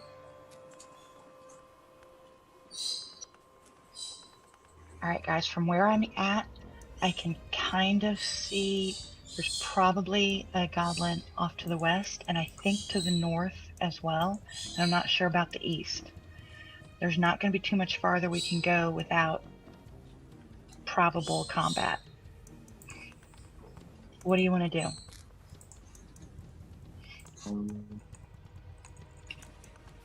Well, the thing that strikes me is that we need to know where we're going, to be most efficient in trying to free our friends. Yeah. Go on. So if you scouted ahead, and then let us know where we, come back to us and let us know what's ahead of us. Hopefully, with the information as to where they are, if they're not too far ahead, because you don't want to get too far away, right? Right. Oh. Loading Goblin Warren. Maybe if you had like a rat in your mouth, you could like pass it off with being one of them and just not wandering around. Yeah, does anyone have a rat?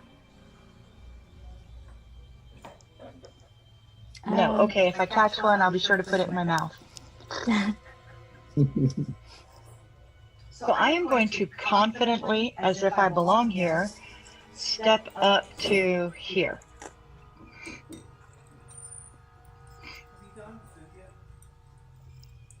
Uh-oh. Okay. So you step up here, and you see to the west of you what appears to be some kind of fortified, like stones piled up with sharpened poles and sticks and spears sticking out in your direction. Behind that, you see what appears to be a corridor that continues westwardly. But you see a reddish glow off in the distance in this direction, and you hear running water beyond that. But you also notice two kobolds who kind of look up at you in your direction. You're like, kobolds, huh?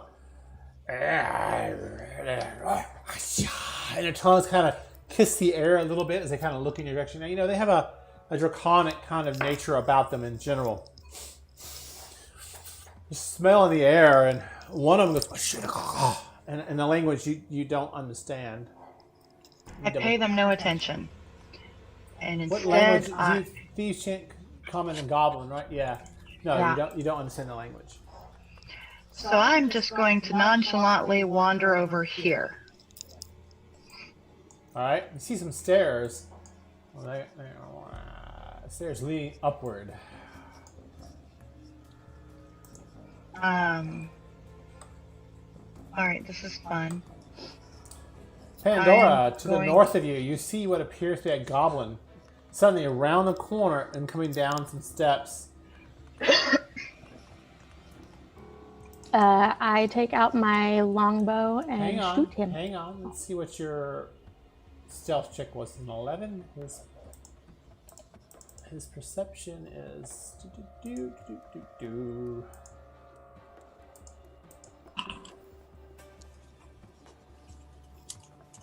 Yeah, he's coming down the steps. His sharp, keen eyes, well adjusted to the darkness, sees you. I pull out my longbow and I shoot him. All right, 1 second. I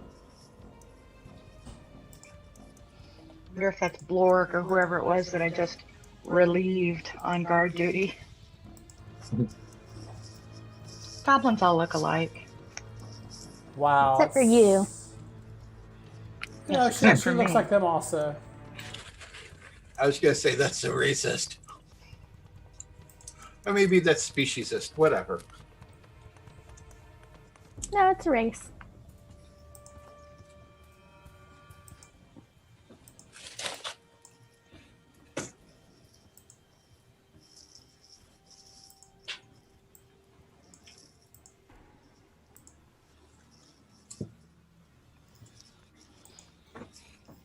Okay, so let's my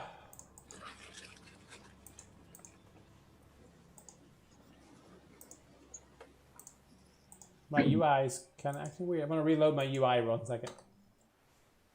Okay.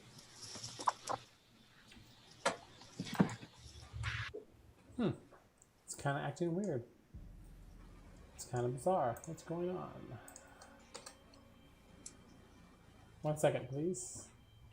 Yeah, right-click your token, and I'm not getting my. It says you already rolled initiative. Kind of weird. It's just as excited as I am to kill this goblin. Okay. What the hell? I'm trying not to take that personal. You're a different goblin. You're my goblin.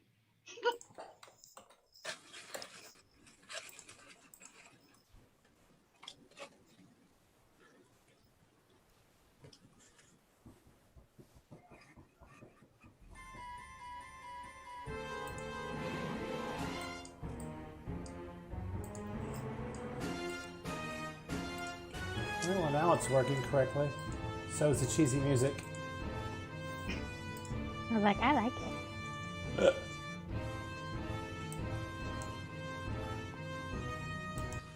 All right.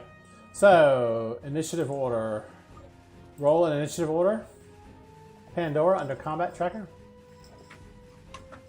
Oh, okay.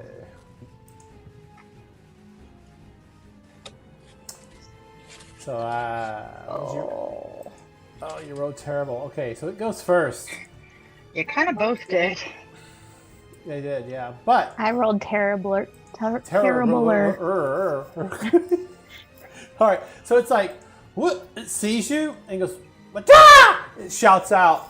It doesn't recognize you at all. That's our signal. And it shouts out in Goblinoid, and then quickly corrects itself and shouts out in Common, "Enemy!" It shouts out, and it will take an attack with its short bow.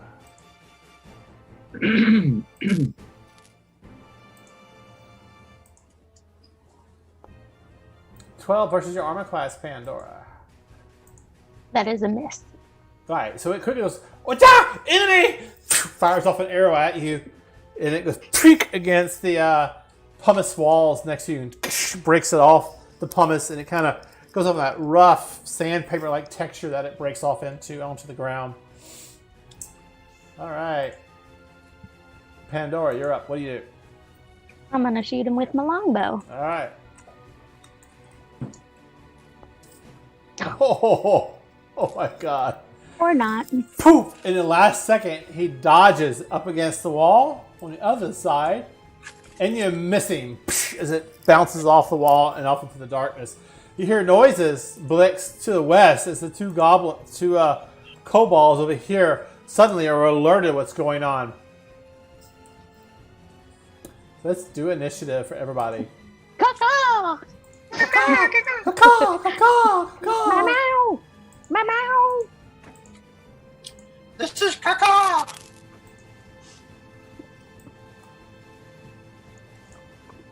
Go ahead and roll initiative, please, folks. I think I might need to reload my browser. It's not letting Yeah, I noticed I had a problem earlier, too. I'm reloading right now. I had to literally close my tab out and reopen it to get it to reload properly.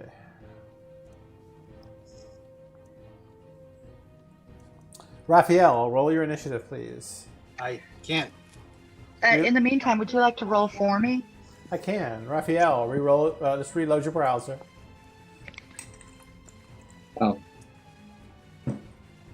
I rolled Alright. for one. Or That was not a very good roll, Hexa. that's okay. Sorry. She asked me to. Alright, Raphael. you're Wait, at why the- does my initiative say it's plus 30? Huh? No, it's I don't 3 even plus see yours. 0. It's supposed to be plus 4. It's 1d20 plus 3 plus 0. Let me check your character sheet real quick. Alright, you're... No, it says 1d20 plus 3 plus 0. D&D Beyond says it's supposed to be a plus 4. My character sheet in Foundry says my initiative is plus 30. Where are you seeing that? I don't see it. Initiative. Oh yeah, Foundry, mine says plus 20. Oh, okay. Probably plus 2 plus 0 or whatever. Hi. Anyway. Yeah, 4 is fine. Alright. Yeah, if you had a plus 1, it would put you up at 5. Doesn't really matter. It really no- doesn't matter. No close ties. Raphael, you're up first. You hear what it sounds like goblinoid and draconic shouts out. And at least one person said, "Caw!" One person said caw, and then you hear a twink of an arrow, and then you see an arrow hit the wall near Nick over in this area right over here, but misses him, and you think Pandora to the north of him. What do you do, Raphael?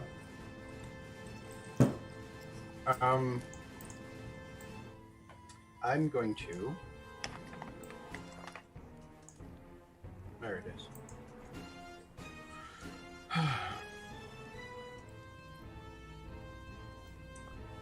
My hair is getting so long. It looks beautiful. Thank you. I'm Jelly. We watched a Japanese animation movie the other day, and the teacher, she was a nurse, she saw jelly around people. It was really bizarre. I'll send a link to it. She's like fighting these invisible jellies and stuff, and the people watching her are like, she's kind of crazy. It was fun. All right, so Raphael, what are you doing?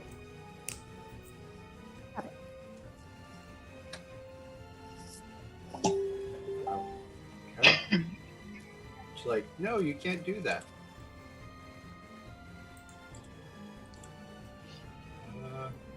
What are you gonna do? I'm gonna try to run up on the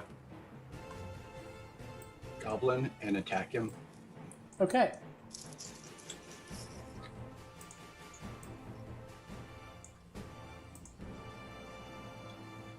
I moved you. Thank you. Hit escape. There you go. Or just right click. All right. So you move there. 10, 15, 20. That was 30, I believe. 5, 10, 15, 20, 25, 30. Yep. That's as much. You can do a double move if you want. But you couldn't attack. I could attack. Could not. No. Could not. Oh, okay. That's it. Mm. All right. Yeah, I think that's it. Okay. Nick, what do you do?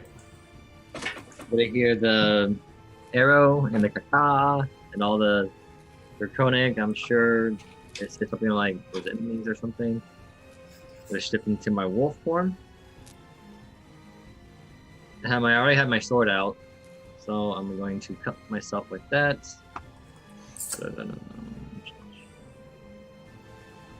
There's 4. I spiked my chai. Oh, it sucks. Sword up there. Now I can see everything. What's your vision when you're Well, I don't think it's anything change. I have to look that up, but I'm not sure. I set my sword on fire so I can see now. So wolf, you know what a wolf's vision is? You're basically asking. I'm not sure what it is. I can look that up later. What? Give me a second here. No, not a problem. Actor, monsters, wolf. WOLF.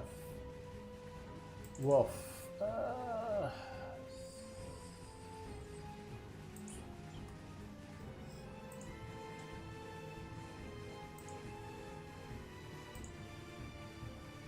Yeah, they don't seem to have low light vision or anything. Okay. Features, Yeah, I don't remember reading bite, spellbook, biography. Yeah, I don't see anything special about a wolf, but I could be wrong. Yeah, I don't remember reading anything about when I changed, my vision changes. Okay. He said you're not special. Anyway, me and my non-special self.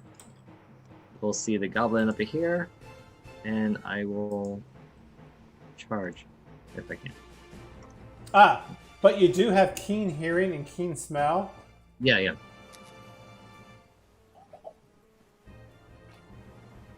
Yeah, but nothing beyond that. It doesn't say dark vision or anything.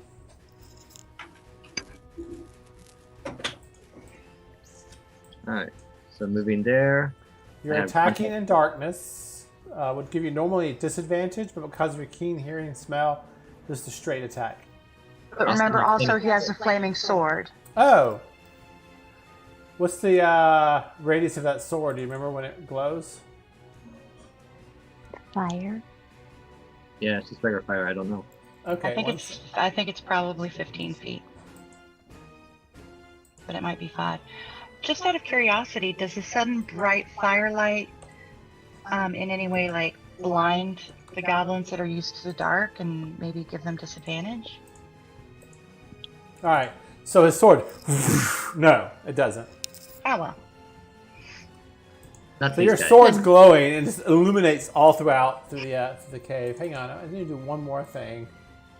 Let's see, vision. You emit bright light color. Let's go here. Boom. Okay, so a fiery red glow emits through the corridor as your sword illuminates the hallway, thoroughly revealing your group's presence here as you run through the corridor, changing shape, and you just mid-stride, pulling your sword out, twisting and binding your flesh and sinew and tendons pop and crack, hair goes out of your back, and you get this feral kind of hair spine sticking out of your back of your neck as you go rounding the corridor.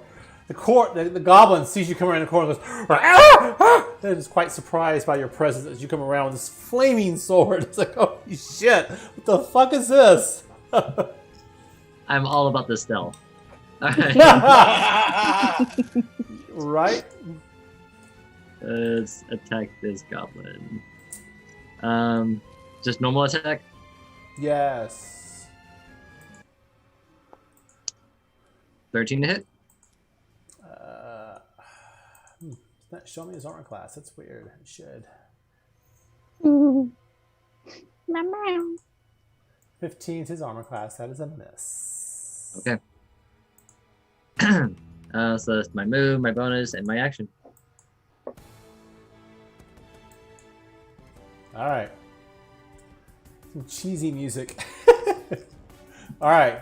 So you're around the corner.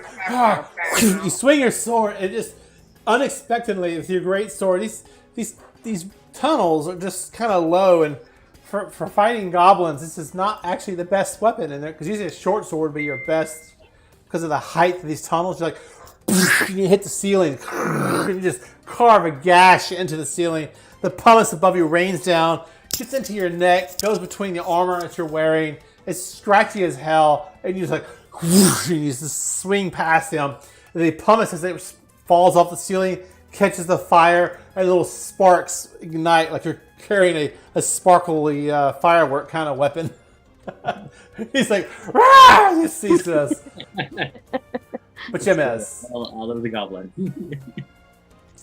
Happy Halloween. All right. This goblin to the west of you, Raphael, moves down, and he will fire off a sling at you.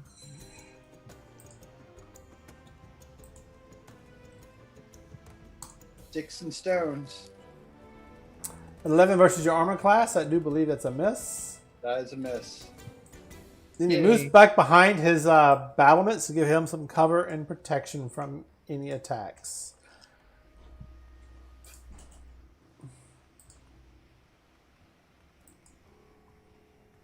And the next kobold repeats the attack with his sling.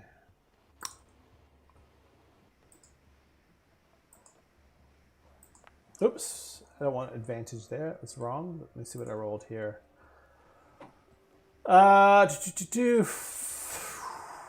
10, 14 versus your armor class is a miss. No, that made it because it is 14. Okay, so he does hit you. Okay. 4, 5 points of damage. I'll apply it for you. Okay, thank you. Token. Big Resource. stone.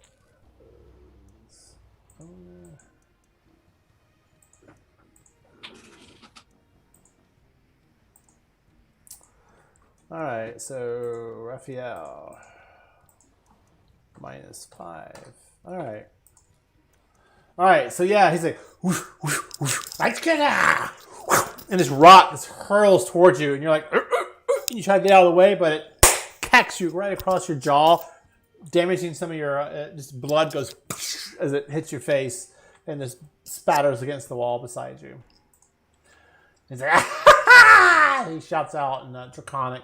You do definitely catch the laugh of glee as he damaged you. All right, that's the kobold. Next up, the goblin, who doesn't like the situation he's in. He will use his nimble escape and move away from you, Nick. Let's go here. I probably would too.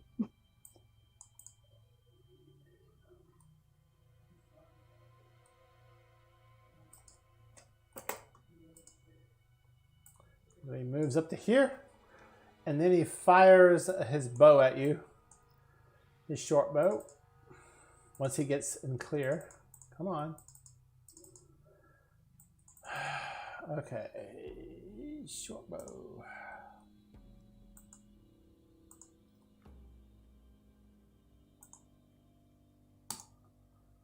All right. I got an 18 versus your armor class, Nick. A miss. Wow, your AC is so goddamn high. I'm going to start giving my guys bonuses to hit. That's me, though. Just saying. All right. Yeah, so he's like, he runs away, and he backs away, stumbles across, gets out of the way, hits the wall to the back of him, pulls his arrow out, fires it, and it hits the wall right beside you. And again, the pumice erupts all around you as the arrow hits it, hits your sword, and goes. It sparkles off like some kind of fireworks from 4th of July, right? All right. Floofy belly. Floofy. So cute.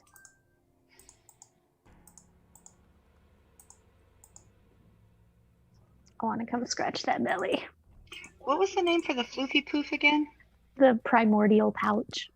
Yes. He's all pouch. Blix, you're up. What do you do? I am going to gamble. You'll hear more noises to the west as an alert has been risen or shouted out. I think that this corridor is going to connect up there, so I'm going for it. All right. 10, 15, wait a minute. 5, 10, 15, 20.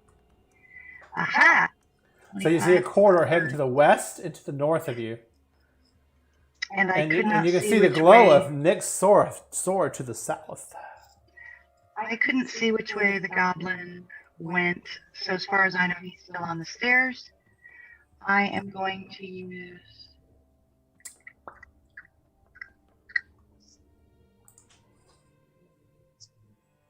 a second move. Your head's cut off from your camera, Elizabeth. Oh, I know. I wanted the cat on camera. Look at your belly. So I move an extra 10 to here. I still have 20 left. You of notice my- notice the goblin to the north of you as it shouts out, kill him! Kill him! As he shouts out in your direction. Pointing past you towards Nick.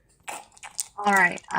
Acting as if I'm terrified of Nick, I'm going to follow the goblin and run away with him.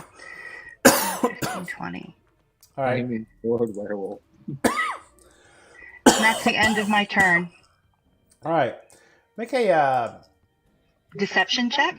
yes, please. Oh, I rolled public. With advantage, by the way, because of your Oh. racial affinity. Sorry, I'm coughing so much. Do you want it blind or public? You can do it public, whatever. What the hell? 12. All right.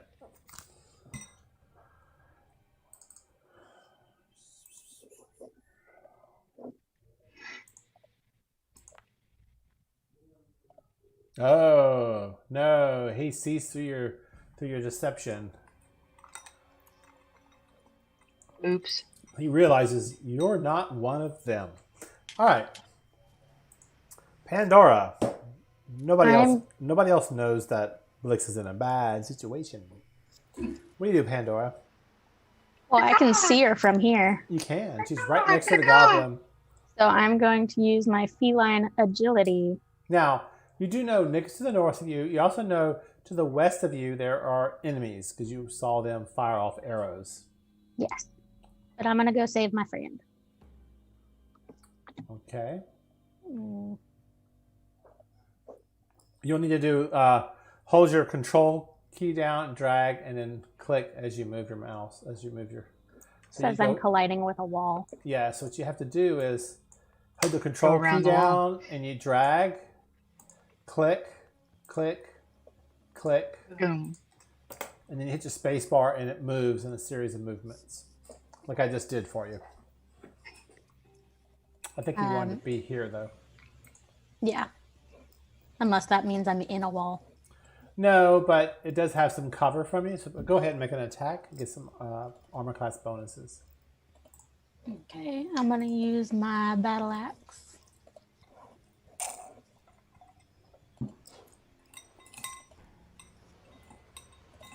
$18 to hit. So his armor class has +2 to it, so it's 16, 17, and 18 does hit.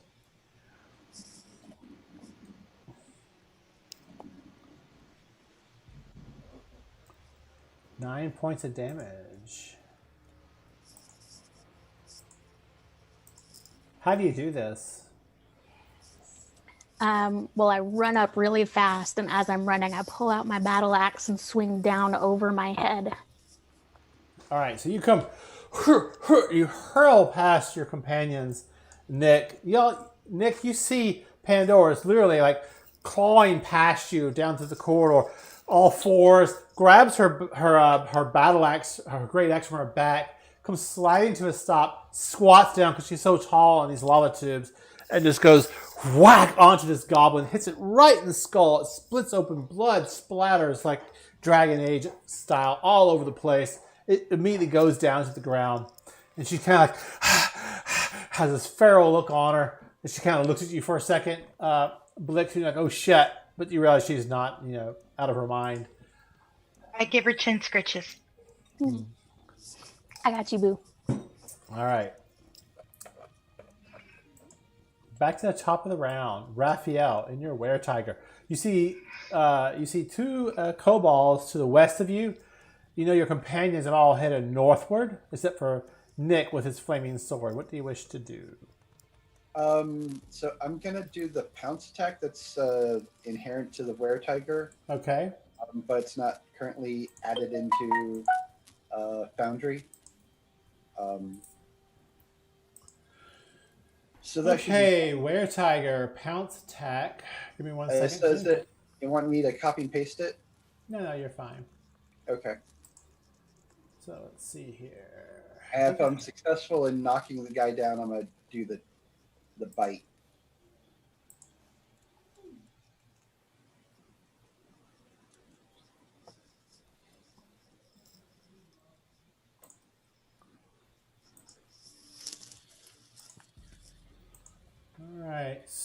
1 second. Sure. All right, pounce attack. Attacks, pounce, tiger form. All right, so there's your pounce attack, and it says the attacker moves at least 15 feet straight. 5, 10, 15. So here to here is 15. Fairly straight toward a creature that hit, and then it hits with a claw attack on the same turn. That creature must succeed on DC 15 strength saving throw or be knocked prone. So you're going to make a claw attack, is that correct? The one that I said bite attack. Oh, you want to do, well, it says claw here, right? It has to be a claw attack. Okay. So I put it in chat. Do you see that? I'm going to click the attack button for you. Okay. I don't see the attack, but I take your word for it. You don't see it? Well, I see the claw now.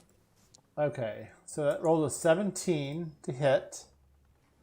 Woohoo! And for a kobold, that's going to be a hit. Even with the armor class bonus he gets from the wall, it's 14, 15, 16. That misses, so it hits. So I'm going to roll your damage for it. We need to get this figured out for you when you have this. So I'm going to roll your normal damage. So you've done 10 points of damage to this creature. So you pounce. Are you hitting the one to the north or to the south of you? Which one are you hitting? I'm going to hit the one to the south because he's the one that hit me with the sling. So I've selected him, and I'm going to hit apply damage. How do you do this? So I slash right at his throat. Yeah.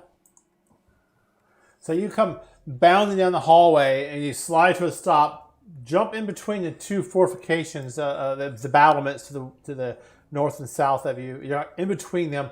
And you just take this massive claw attack right across his neck, and it hits like in slow motion. The blood and the sinew and the throat just kind of rips out, and blood just splashes against the wall behind it, and then kind of it sprays across the hallways. It splatters against the floor, the ceiling, and the walls of the lava tube, and its body kind of goes. It goes down to the ground, and you're kind of like this bestial energy kind of overcomes you. All right. I look over to the next one. It's like all panic as it sees you. Not quite sure what to make of this. All right, Nick, you're up. All right. So see Pandora fly past me. And then you see Raphael charge off to the west, and you hear a loud. All right. Kitties are getting it. So Lex and Pandora by themselves pretty much up the front. I'm going to go help out my friend Raphael. All right. Over here. And I see this cobalt behind the wall.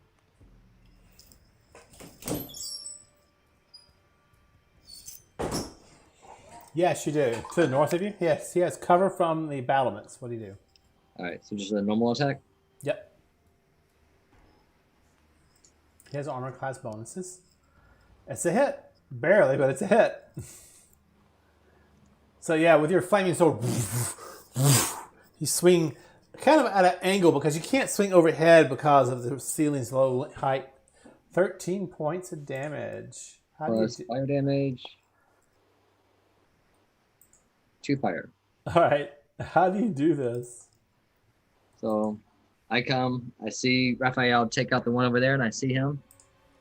And I just come straight through the eyes. Yeah, you do. It's like coming in the corner, your sword hits the wall, is solidly burying itself into the pumice.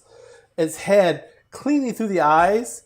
It just kind of look for just for a second. You don't think you hit, and then the head kind of goes off to the side, and it just kind of lays across the battlements. Blood and ichor from the brains kind of onto the battlements and drips down between the various jagged, sharpened spears between the battlements. Way to represent for the puppy dogs. All right, that's your move, your attack. Do you have any move left? Anything else you wish to do? No, I'm going to stay there. All right.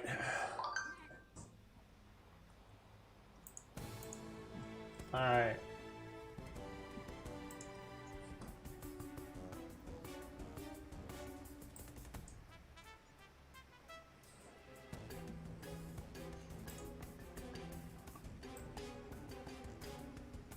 She's chasing the mouse on the screen.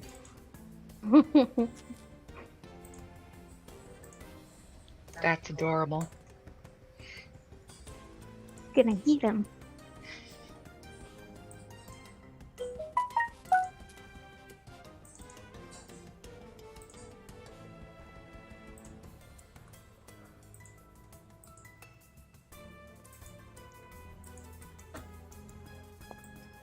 Damn, I'm rolling so bad. Oh my god. So Raphael, to the west of you, coming around the corner to the far west, down here actually,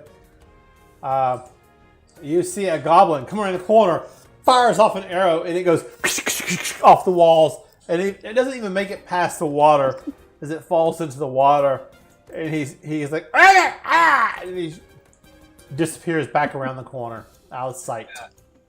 Must have caught that one unawares.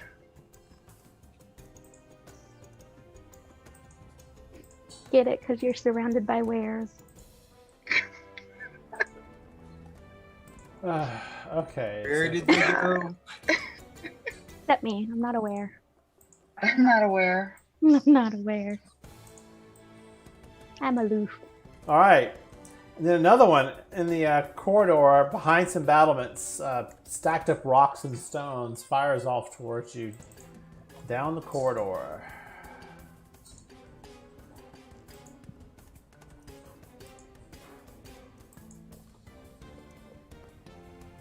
Ha! Misses terribly. I know, right? Hey. What are you doing?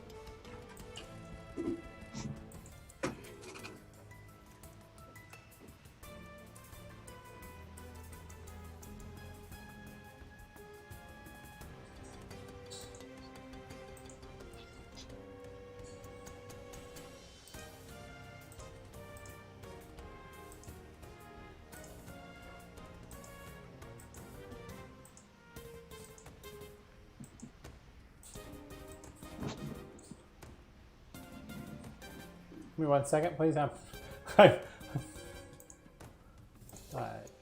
right. So who's up next? All right, that one missed, and then the next one here, he will repeat the attack on Raphael. I hope he repeats it exactly. Yeah, right. I'm rolling terrible tonight.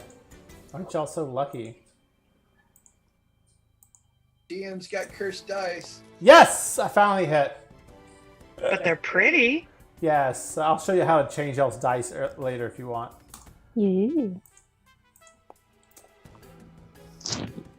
8 points of damage, Raphael, as finally an arrow hits into you. I'm going to apply the damage for you. Okay, thank you. The arrow hits you deep, like right to where your ribs are, your right lower ribs. Finds a way in between the ribs. It's shearing, piercing, hard, like Wait, burning wait. energy slams That's right. into you. Now, It's 8 I'm going to adjust your were-tiger thing. You don't have immunities. That's just too much as a player. So you only get resistance, which is half, not full. Okay? Right. Right. Just wanted you to know that. So you take half of that damage, so I'll heal you up by 4. Thank We'll you. go plus 4. I feel But a little still, it's still a searing pain that Oh, yeah. slices into you. Definitely. I'm not happy. No, you're not. Blix, you're up. What do you do? I'm hearing all this stuff go on, or am I too far away? Oh, you hear it for sure.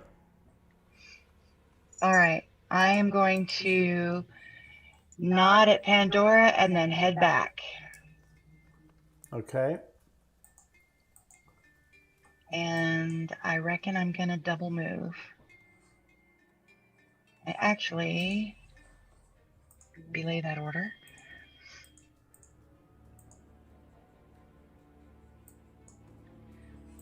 I'm actually going to bonus action dash. Uh-huh. Sorry, I was hoping that I could reserve my attack if I could see any target. I can't. So I'm gonna hold here, knock an arrow in my short bow, and if anybody pops out where I can see them, I'm going to loose an arrow. Try to shoot Okay. them. All right. Pandora, you have a ready action, right, Blix? You said? I have a ready action. Let me see here.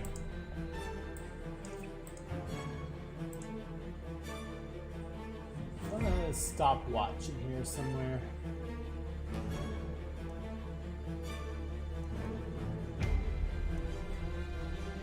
All right, you'll need to remind me. I will. Okay, that's as far as I can move. Okay. End turn. Raphael, what do you do? Back at the top of the round. Okay, so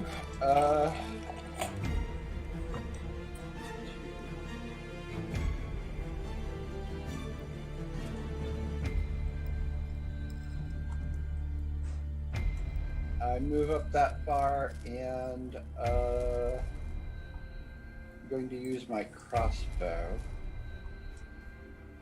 to attack. They both look about the same, don't they? Yeah, pretty much. So, normal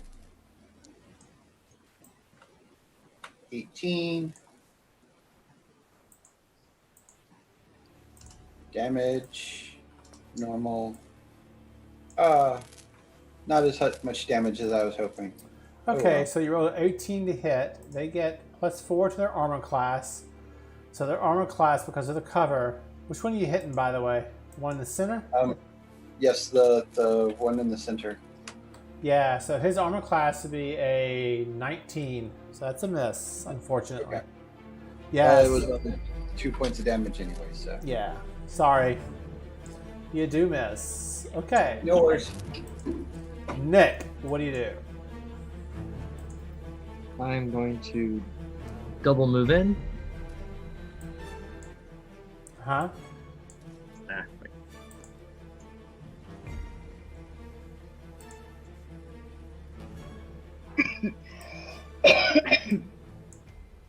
So that'll put me there. I'm gonna double move into it. See these guys, and just growl at them. Try and intimidate them. All right.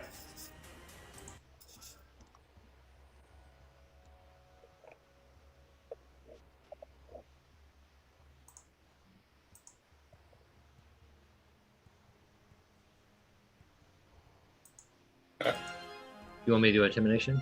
Yes, please. Intimidation. Sorry, I'm having fun with music right now.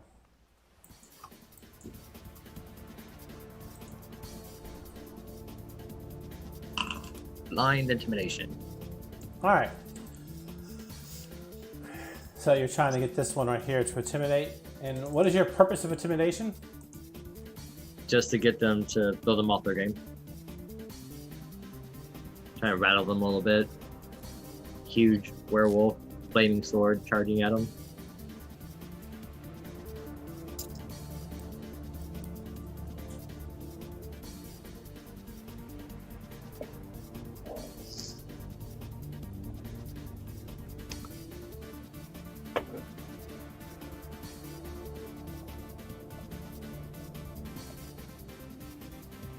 I'd like to make them key their britches.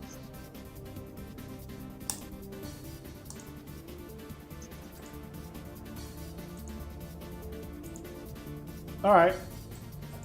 So yeah, you come charging forward with that flaming sword. And that's when you hear a roar in the chamber.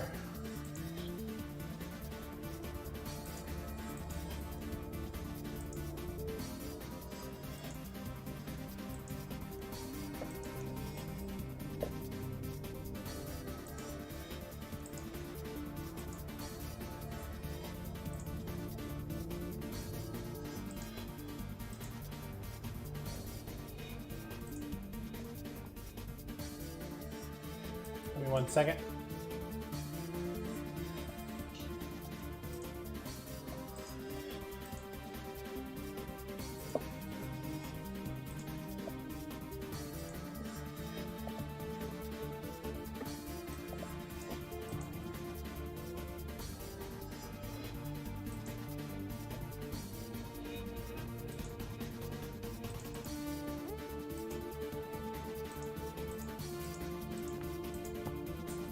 as more opponents come into the combat. All right. Fudge. So what'd you get here, Nick? You attacked. You got an intimidation check of 20. Yeah, so you are intimidated. You get an advantage on your next action. What is it? Okay. The reason why the sword's, glowing and everything else, it wakes them up. Although they were already aware of combat going on. Yeah.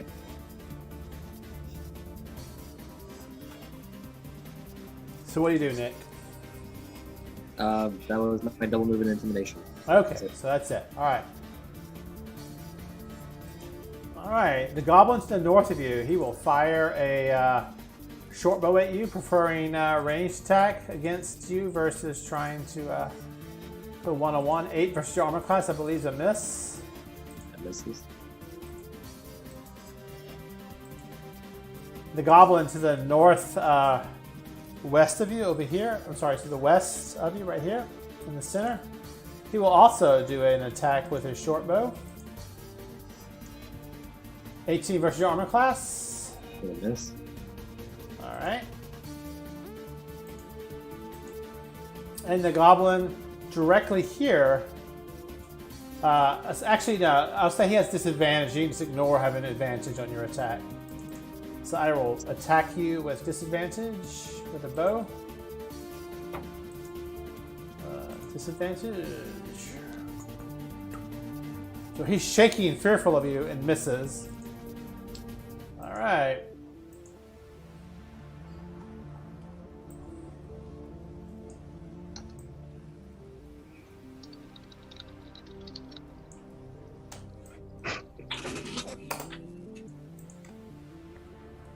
Kobold comes scurrying up. I got you, boss. Don't worry. We protect you. And he fires with a sling at you. 7. Well, that's a miss, right? Gotcha. And then he uses that ability to get away, and then we'll escape. Boom. And then Blix, you're up. Way down the corridor. You hear all these arrows hitting the wall, shattering, sparks illuminating off of Nick's sword as the pumice hits his the flames around the sword, creating a sparkling effect. What do you do? I'm going to refresh my drink real quick while you make a decision. I am going to charge in.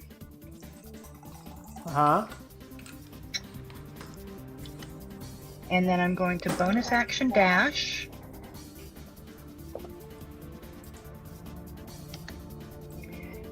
And then I'm going to shoot this enemy right here. All right, he has some cover. Go ahead.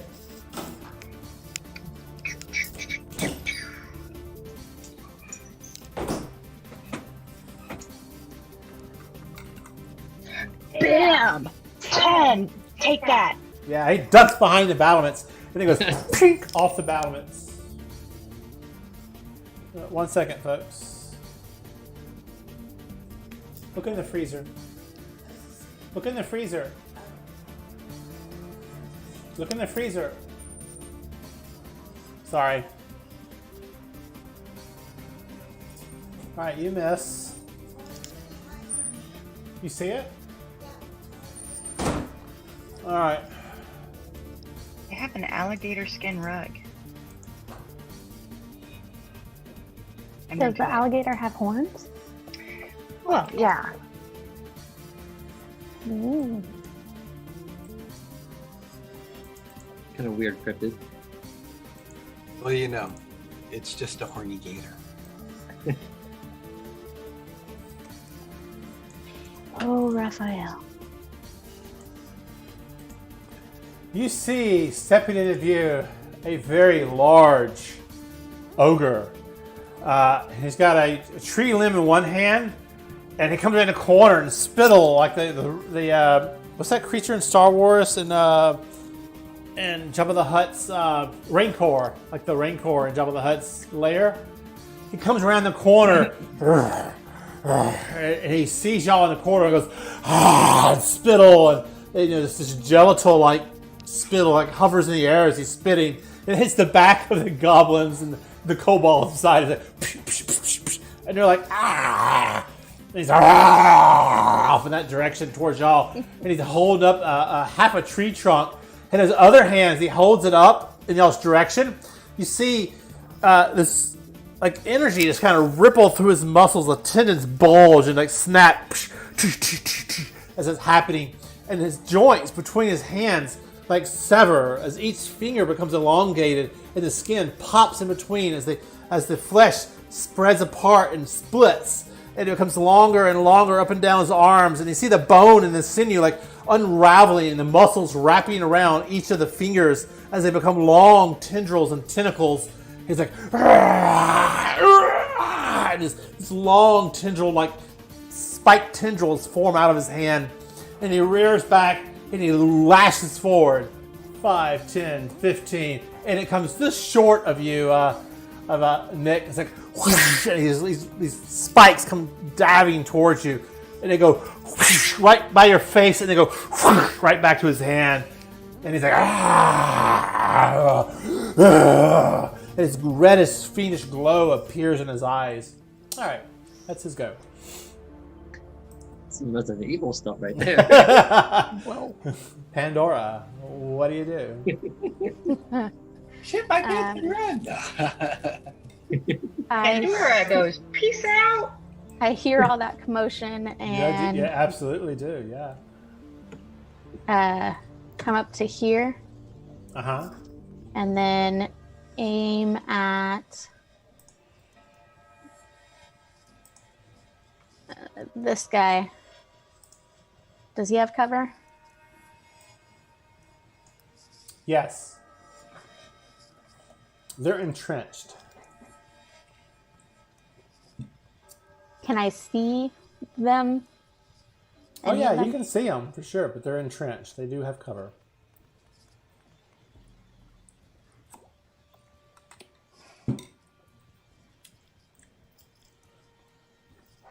I need some better combat music. Let's see what I have here. I would like to attempt to shoot my longbow. All right. Hi. I guess it. Ooh, hold on. I've got a cat. To this guy in the center. That's terrible. Okay.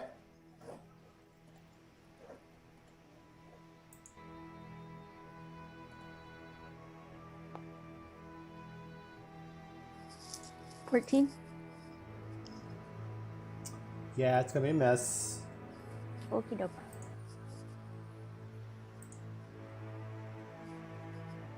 At least you tried. You did.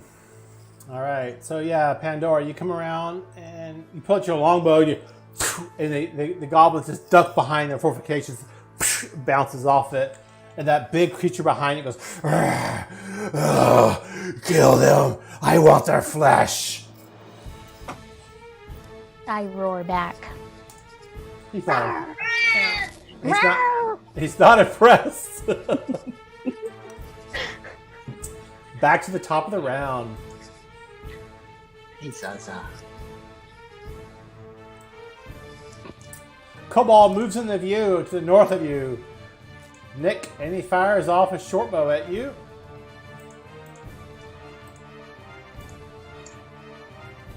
$13. I believe it's going to be a miss. And then he moves back out of the way.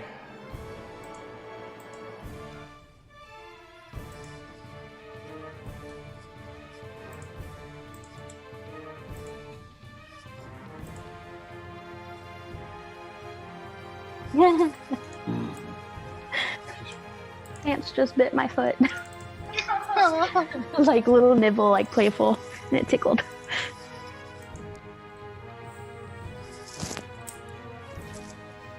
All right, Nick, another goblin moves in to position and fires an arrow at you and misses. And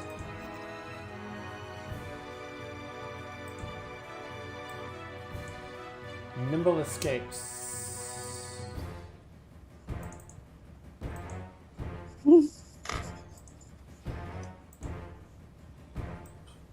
All right, Raphael, what do you do? I want to move up to here and use my pounce attack. As soon as you move in, that big creature just seems to have been waiting for the target to get in range and attacks with its tendrils.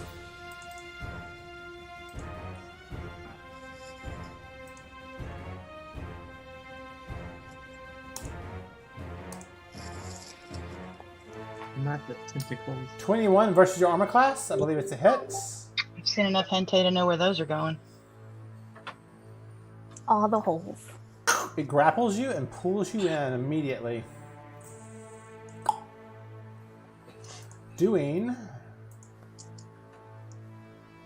12 points of damage to you. No, kitty! Is that bludgeoning or? Yes, it is. So that would be half, wouldn't it? I'm double checking. Yeah, bludgeoning, half damage. Yeah, so these tendrils like reach out to you, catching you off guard, wrap around you, pull hard and tight against you, and he yanks you towards him. And as you come towards him, you actually land, yeah, right there. And just squeezing, just like squishes your body, your bones and ribs cracking. All right, your go. What do you do? I'm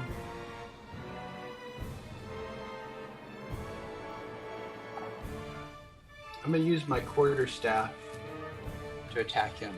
Okay. I'm gonna use it versatile. All right. Oh, that's for damage, isn't it? Yes. Never mind. Yeah, sorry about that. Roll attack.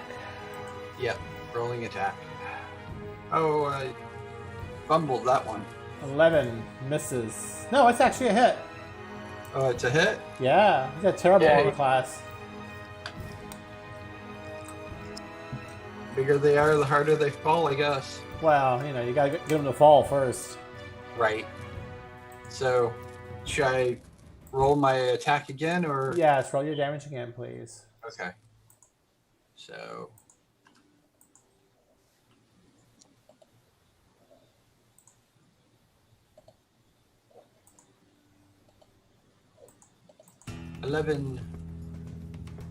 All right. 11 points of damage to him. All right. I imagine that's not enough to take him out, but it hurt No, pretty nowhere good. near it. You're like, as you get yanked towards it, and you hear crack, and you swing your quarterstaff at him, and it slaps across his hide. He's like, he looks down at you, and his spittle's coming out of his mouth. He's like, he looks down at you, and his tendrils, his tentacles are like wrapped around. He's like squeezes even harder. He's like, all right, that's his goal. Raphael, that's it for you. Yep. All right, he has companions engaged, so he will use his Oh, feature congratulations! pack attack, and he will use pack attack advantage, and he will sling attack Raphael. He gets advantage on this because of pack attack tactics. I got an 18 versus your armor class, Raphael. I believe that's a hit. Yep. This is piercing damage.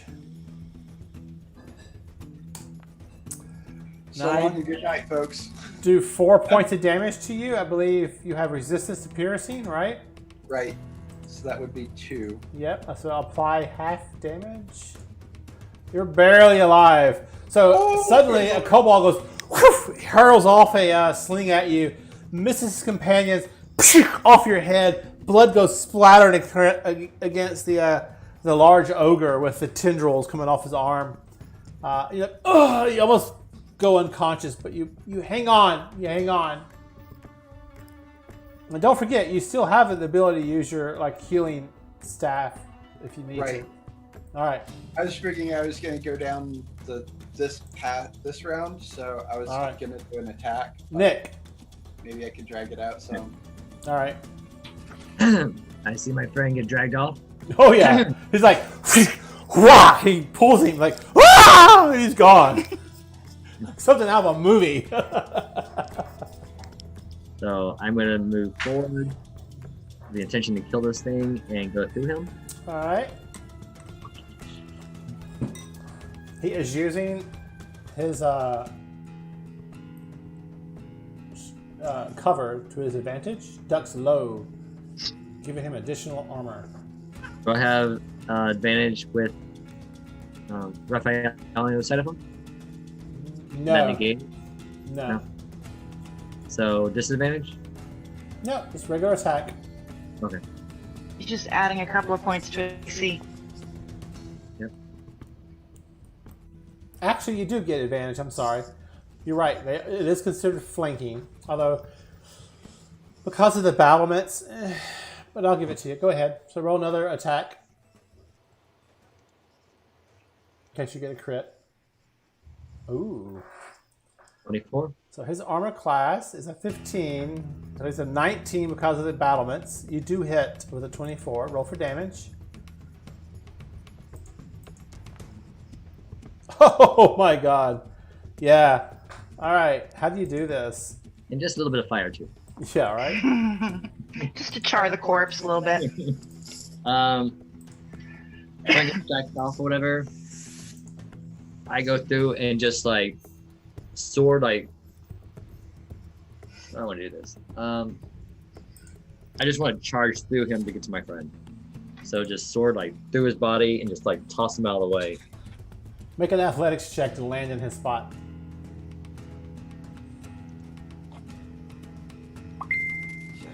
Good girl.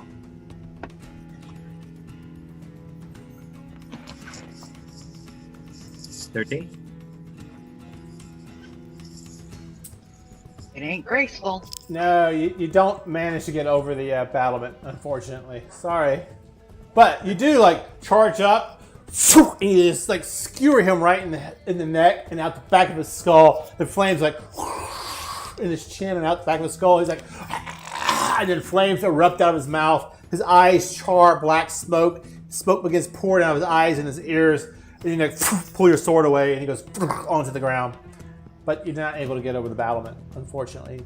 The sharp sticks point in your direction to catch your armor and equipment and prevent you from jumping over. But you are there. Now, if you have movement left, that's difficult terrain. That's 10 feet to get to where you want to be. I don't know if you can do that. Yeah, I just moved 5 feet, so I could move on top of his body. You could.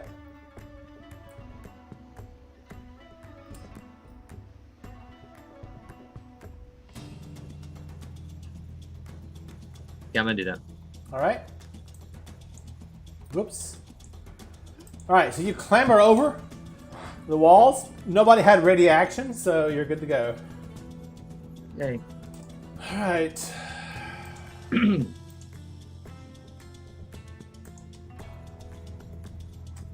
The goblin to the north of you fires at you with an arrow.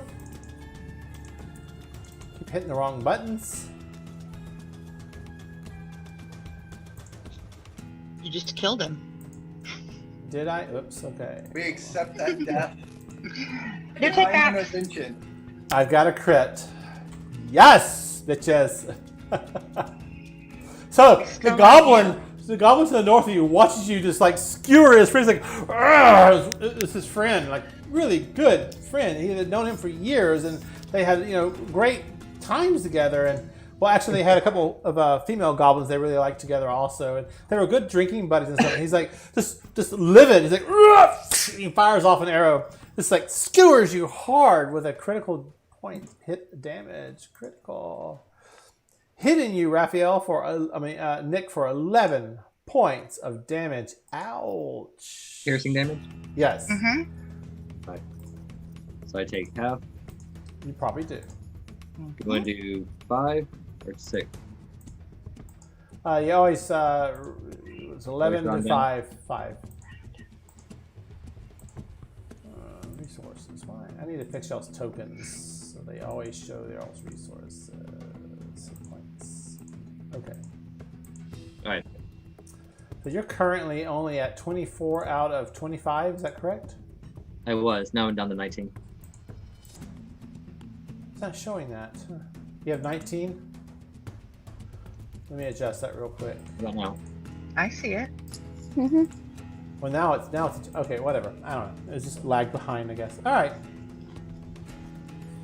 And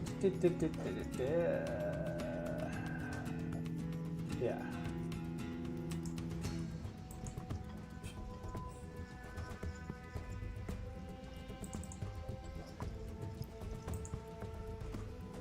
Using nimble escape, he jumps to here, away from you, Nick, and he will attack with a short bow. 13 versus your armor class, I believe is a miss. Yeah. All right.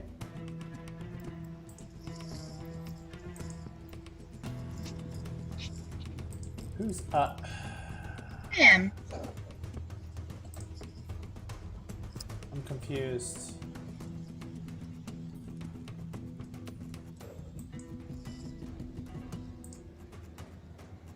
It looks like it's this guy. Yeah, I have a goblin that's up. Okay, yeah, okay. Oh, it is that guy. Darn it, I want it to be my turn. He'll attack with his short bow also. Misses. That guy is dead underneath Nick. I'll remove him from combat. And that's him. And we'll jump to a kobold.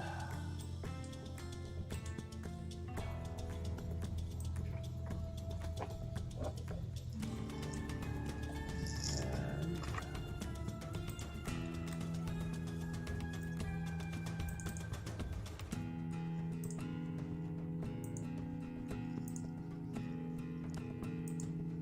he misses. So a kobold comes up from behind the big master ogre creature, which can barely fit in these tubes. And he throws off a sling at you, but misses wildly. Blix, you're finally up. What do you do? All right, I'm going to come charging in. 5, 10, 15. Going to stabby stab at this one. Step.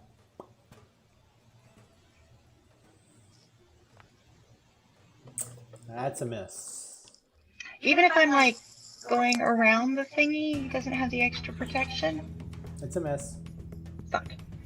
All right, then I'm going to use the rest of my move to go 5, 10, 15.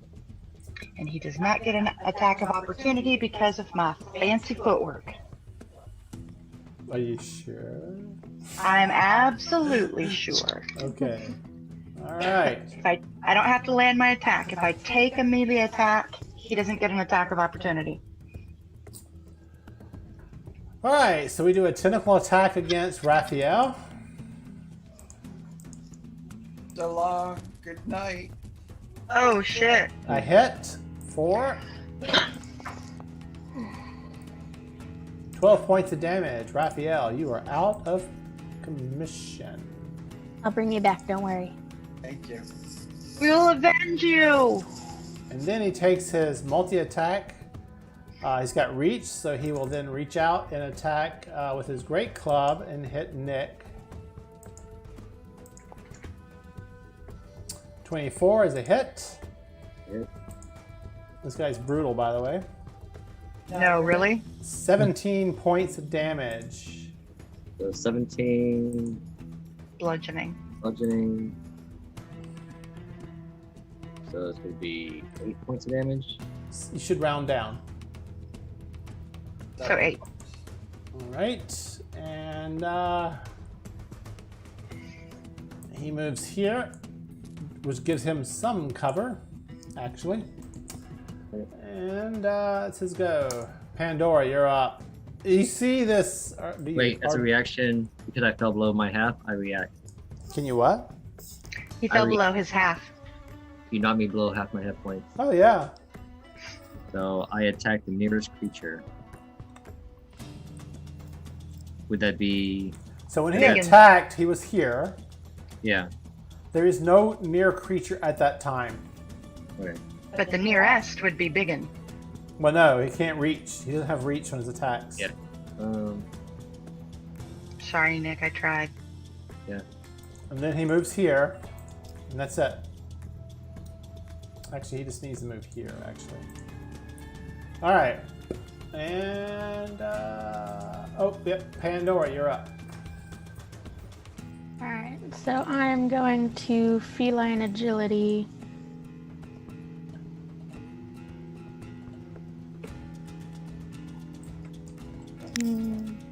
Hold on. Let me start that over.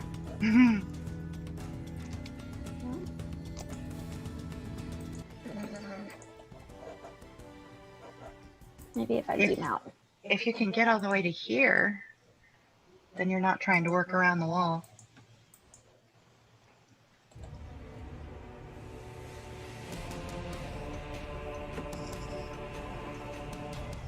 I can't see. Is there a guy right there? Yes. Yes. Okay. Then I will just move. Oh, well, here. All right. And attack this guy with my great axe.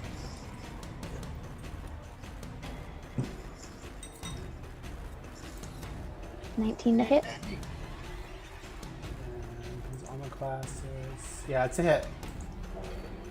Boop, boop, boop. How do you do this? So I bound down the corridor and come in swinging sideways with my axe through his abdomen. Yeah, so you come bounding down the corridor. You literally use their totem over here to allow yourself to kind of spin, and you slide. Your claws rake across the totem, then you come down left-handed with your axe and just bury it straight into his skull. Blood splatters against the wall. His body falls down to the ground dead. Oh my god, she takes her life quarter mile at a time. Rawr! All right. And can I bonus action move back to here? Or will that give somebody an attack?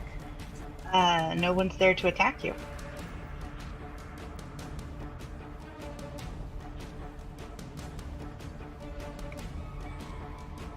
Bonus action move here. He takes an attack opportunity against you Nuh-uh. with a great club attack. Nuh-uh. Move out of his threatened range. 22 is a hit. Does Hey, Pandora. It's okay. 13 points of mutant damage to you. Do you want me to apply it, or do you want to apply it? I'll apply it. Okay. I'm gonna kill that motherfucker. He just hit my candy. All right. Top of the round. Kobold to the south. And he will. Oh! I didn't even know there was one down there. He will hold his action. And I will just use, I guess, Z's to indicate that.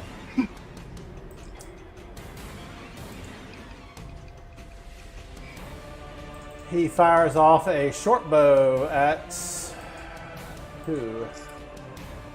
Nick. 12's a miss. Raphael's down. Death save, please. Aye, mon capitan. Death save. Oh, by the way, you revert back to your normal form at this point. Right. So 17. Hey, Right, it's a success. Moving on. Kobold to the north.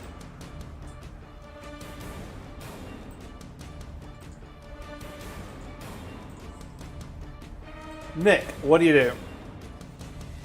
I'm going to continue towards this guy.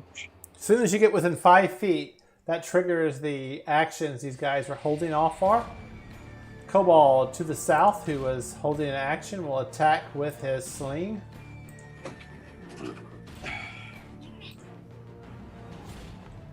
That's a miss. And I'll take that off of him. And then the one to the north of you also has the same attack. He will attack. And oh, and he gets advantage on that because So did the other one, actually. Let me roll twice. I'm sorry. I've made some errors. So the first one does 2 attacks. He misses. The second one does advantage because you're within 5 feet of an enemy or an ally. He also misses. Okay. Fortunately for you, their attacks are terrible. All right, Nick. Now what do you do?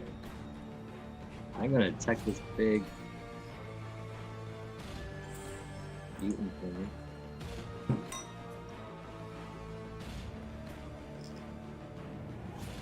Woohoo! That's gonna be a critical hit. Avenge me! Avenge me! 23 points of damage. The fire doubled 2. Oof. So what do we have going on here? You have a 26 and a 23? I had 26 to hit, which is a critical hit. All right. Holy shit, man. Is you the hit fire for- damage? Is the fire damage also increased when it's a critical? I would think so. No. Only dice. So if it's a dice, it's increased, yeah. 23 points of damage plus 2 fire damage. Yeah, so you're like, ah!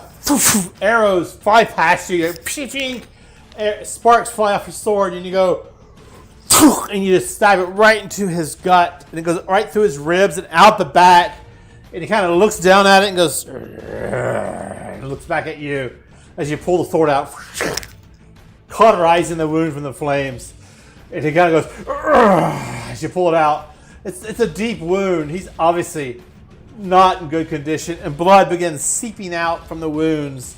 And the tentacles of his arms like writhing about.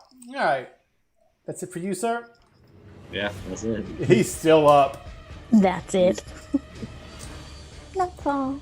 He's got like 1 hit point of damage left. Goblin to the north of you. He will attack, and he will use his short bow. That's a miss. And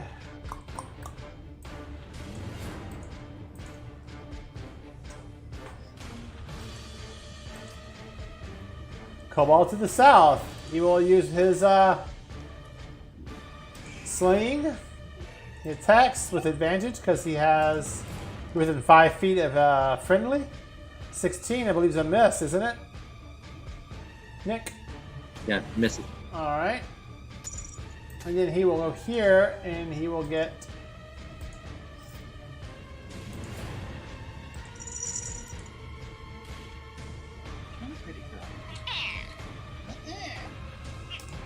All right. Blix, you're up. What do you do? It has gotten crazy.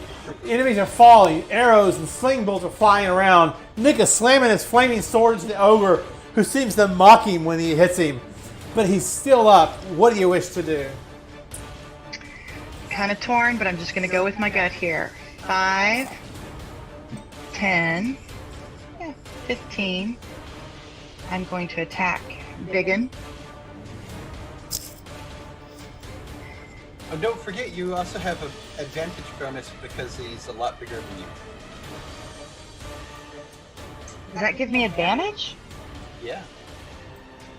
I thought it did because of your race, Yeah. the racial ability. Take it. Fury of the Small.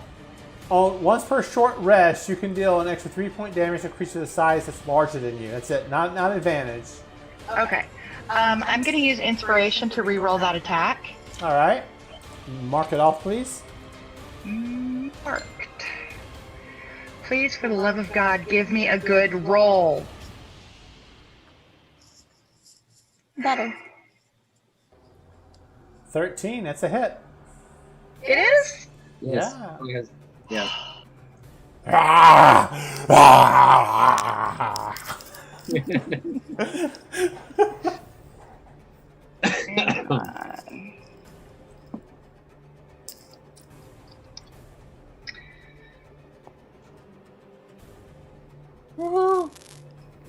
16 points of damage. Stabby.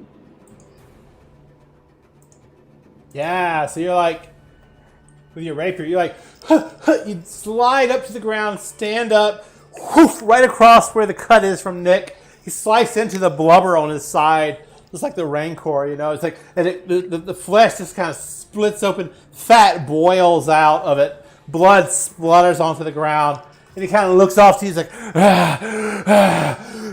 but he's still alive. Okay, and then I'm going to use the rest of my move to here. All right. All right, it goes. It will use its tentacle attack against Nick.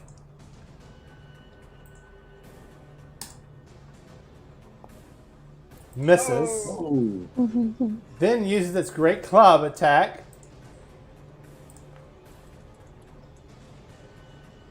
18.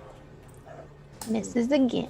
Misses again. So he's like, the tentacles reach out towards you, the wrap right, but you like bat him away with your sword, and he swings at the last second with his great club, which is actually a tree. You duck below it, and you hold your sword up as it scrapes along your sword. Fire erupts along the tree branches, and fire erupts, and it's like flaming now. He now has a flaming tree branch as he swings around. Ah!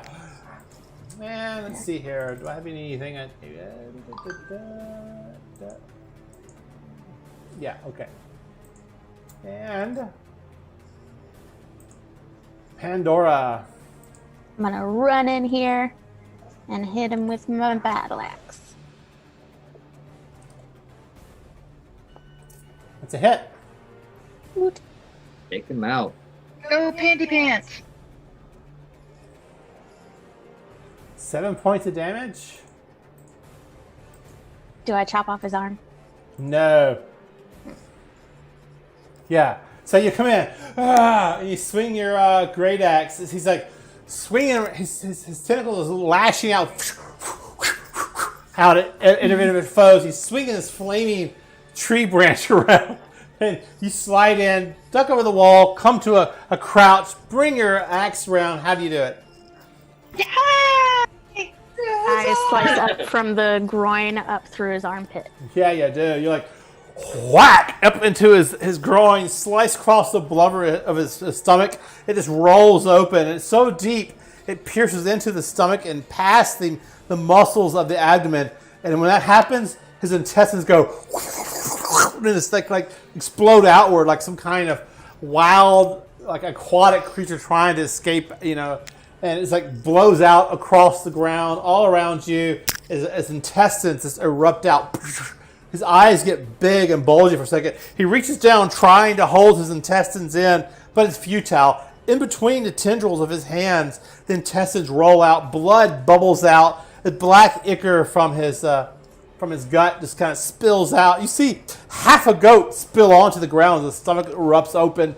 And he's like, and blood just comes rushing out of his mouth. And then he goes down to one knee. He reaches out towards you with his only good hand. Then he goes onto the ground, falls off to the side, dead. I wonder if that half goat is still edible. All right. So, that's your attack and a kill. Is that all you have to do? Nope. Sit. Top of the round. All right. You see a kobold to the south of you. Yeah, and he sees what happens. It doesn't like it, and he will use his ability to do a full retreat.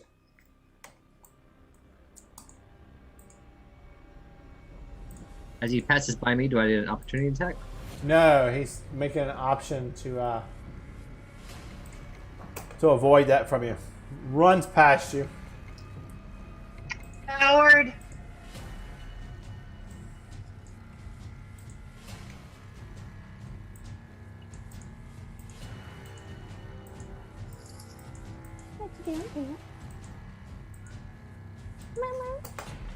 A goblin likes his idea and does the same thing and retreats. Raphael, death save, please. Sure.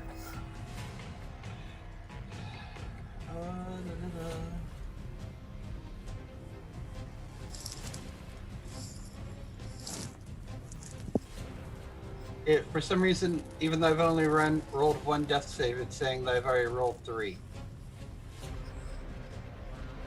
Well, you can just put a 1 in there. Okay.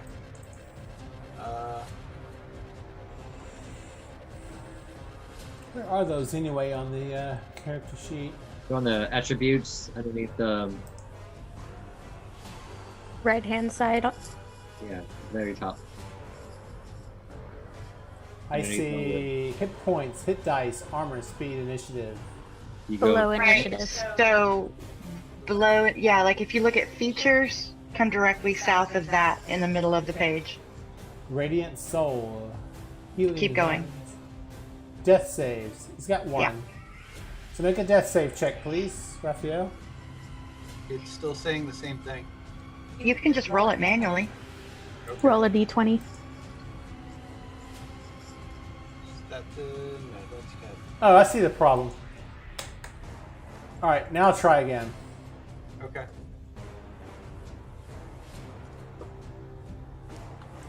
Critical failure. You have 2 failed saves suddenly. Boom. Your body convulses. Blood gushes out of your mouth and the cuts in your stomach and your wounds. Y'all see Raphael just hemorrhaging blood onto the ground. There's a pool of blood. Matches that impressive amount of guts on the floor that the ogre has. As Raphael is competing for the most graphic death scene. All right. I'm coming.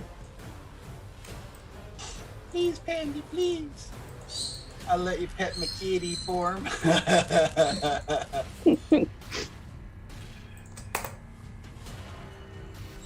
All right. Another kobold sprints out of the room. Nick, you're up. You try to stabilize or attack? I'm not trained in medicine or anything like that. All right. But I can. There's enemies to the north of you, and there's enemies to the south of you. Or you go back down the corridor if you want to chase after them. No, I'm gonna protect Raphael on the ground. You got one here, and one up here. All right. I will go after the one to the south, I guess. All right. 5, 10, 15, 20. It's a kobold.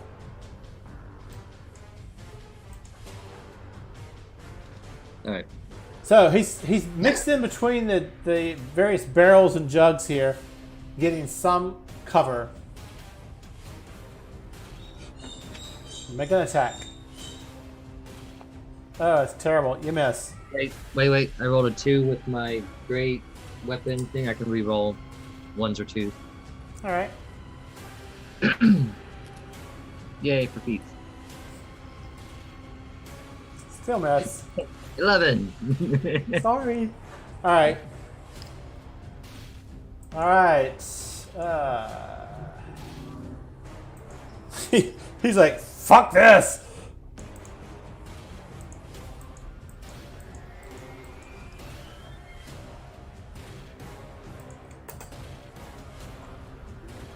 He can actually get here. All right.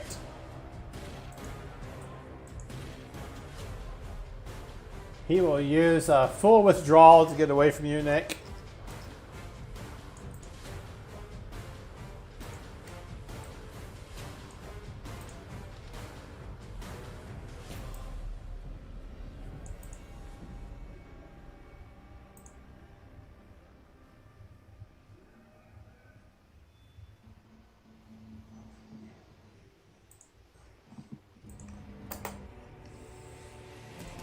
And flees away. He stumbles in between the barrels, ducking below your swords as you try to take attacks at him, and he runs away, getting away from y'all. Suddenly, the room is empty of combatants. Alright, so Pandy. Blix, what do you do? I You're either in combat here at this point, or we continue pursuing enemies. I'm not going to pursue them. I All want right, so to. let me ask a general question: is anybody going to pursue, or are we going to end combat here? We're in combat. All right, ending combat. So I'm gonna move up next to Raphael and use my lay on hands.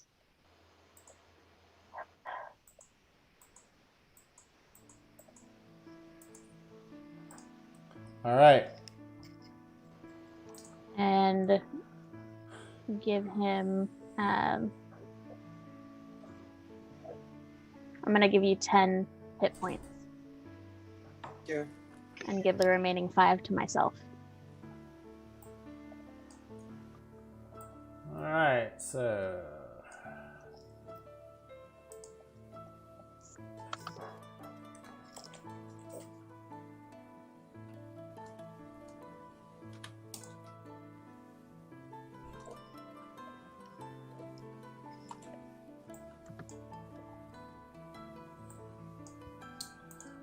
Do y'all okay? So yeah, so suddenly the whole thing just falls quiet as all the enemies just fled desperately from y'all, and you find yourselves by yourself.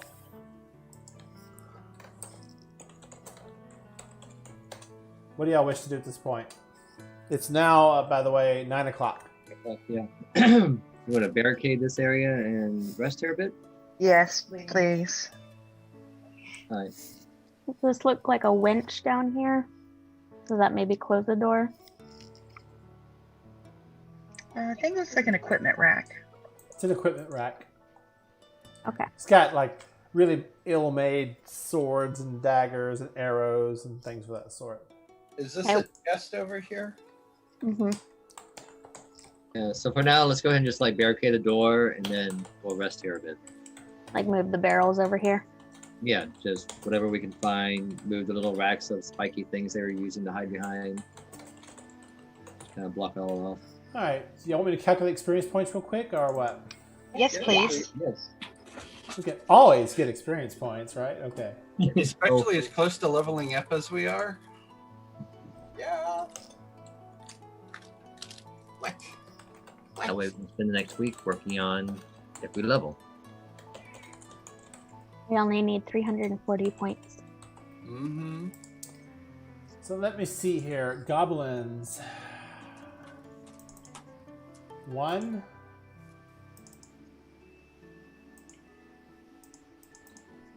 2.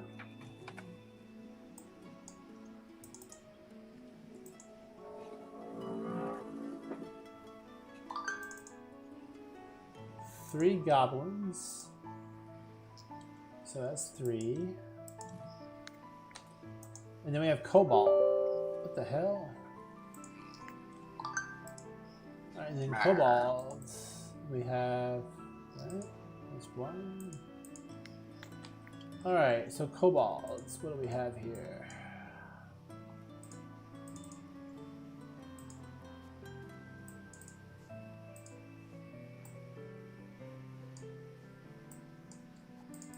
One, 2,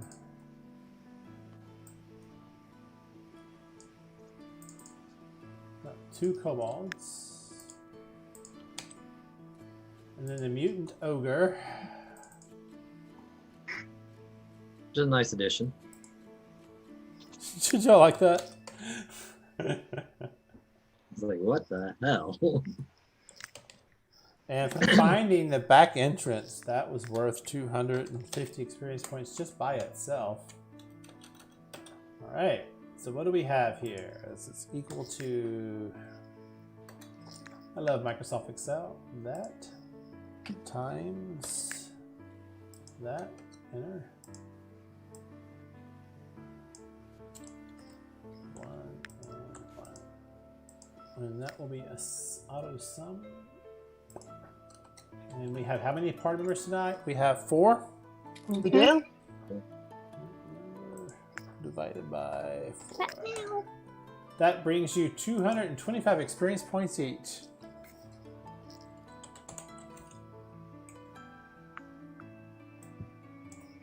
Almost. So close. Mm-hmm. That levels. That does it? Wait a minute. I'm at 2585. Motherfucker. 115 short. Yep. All right. Did y'all enjoy tonight? Oh yeah. Are we doing a long rest? You can Here. try. You don't do a rest on your character Okay. sheet yet. Don't do a short rest or a long rest until we play next time. Yeah, let's start there next time. Okie Yeah. doke.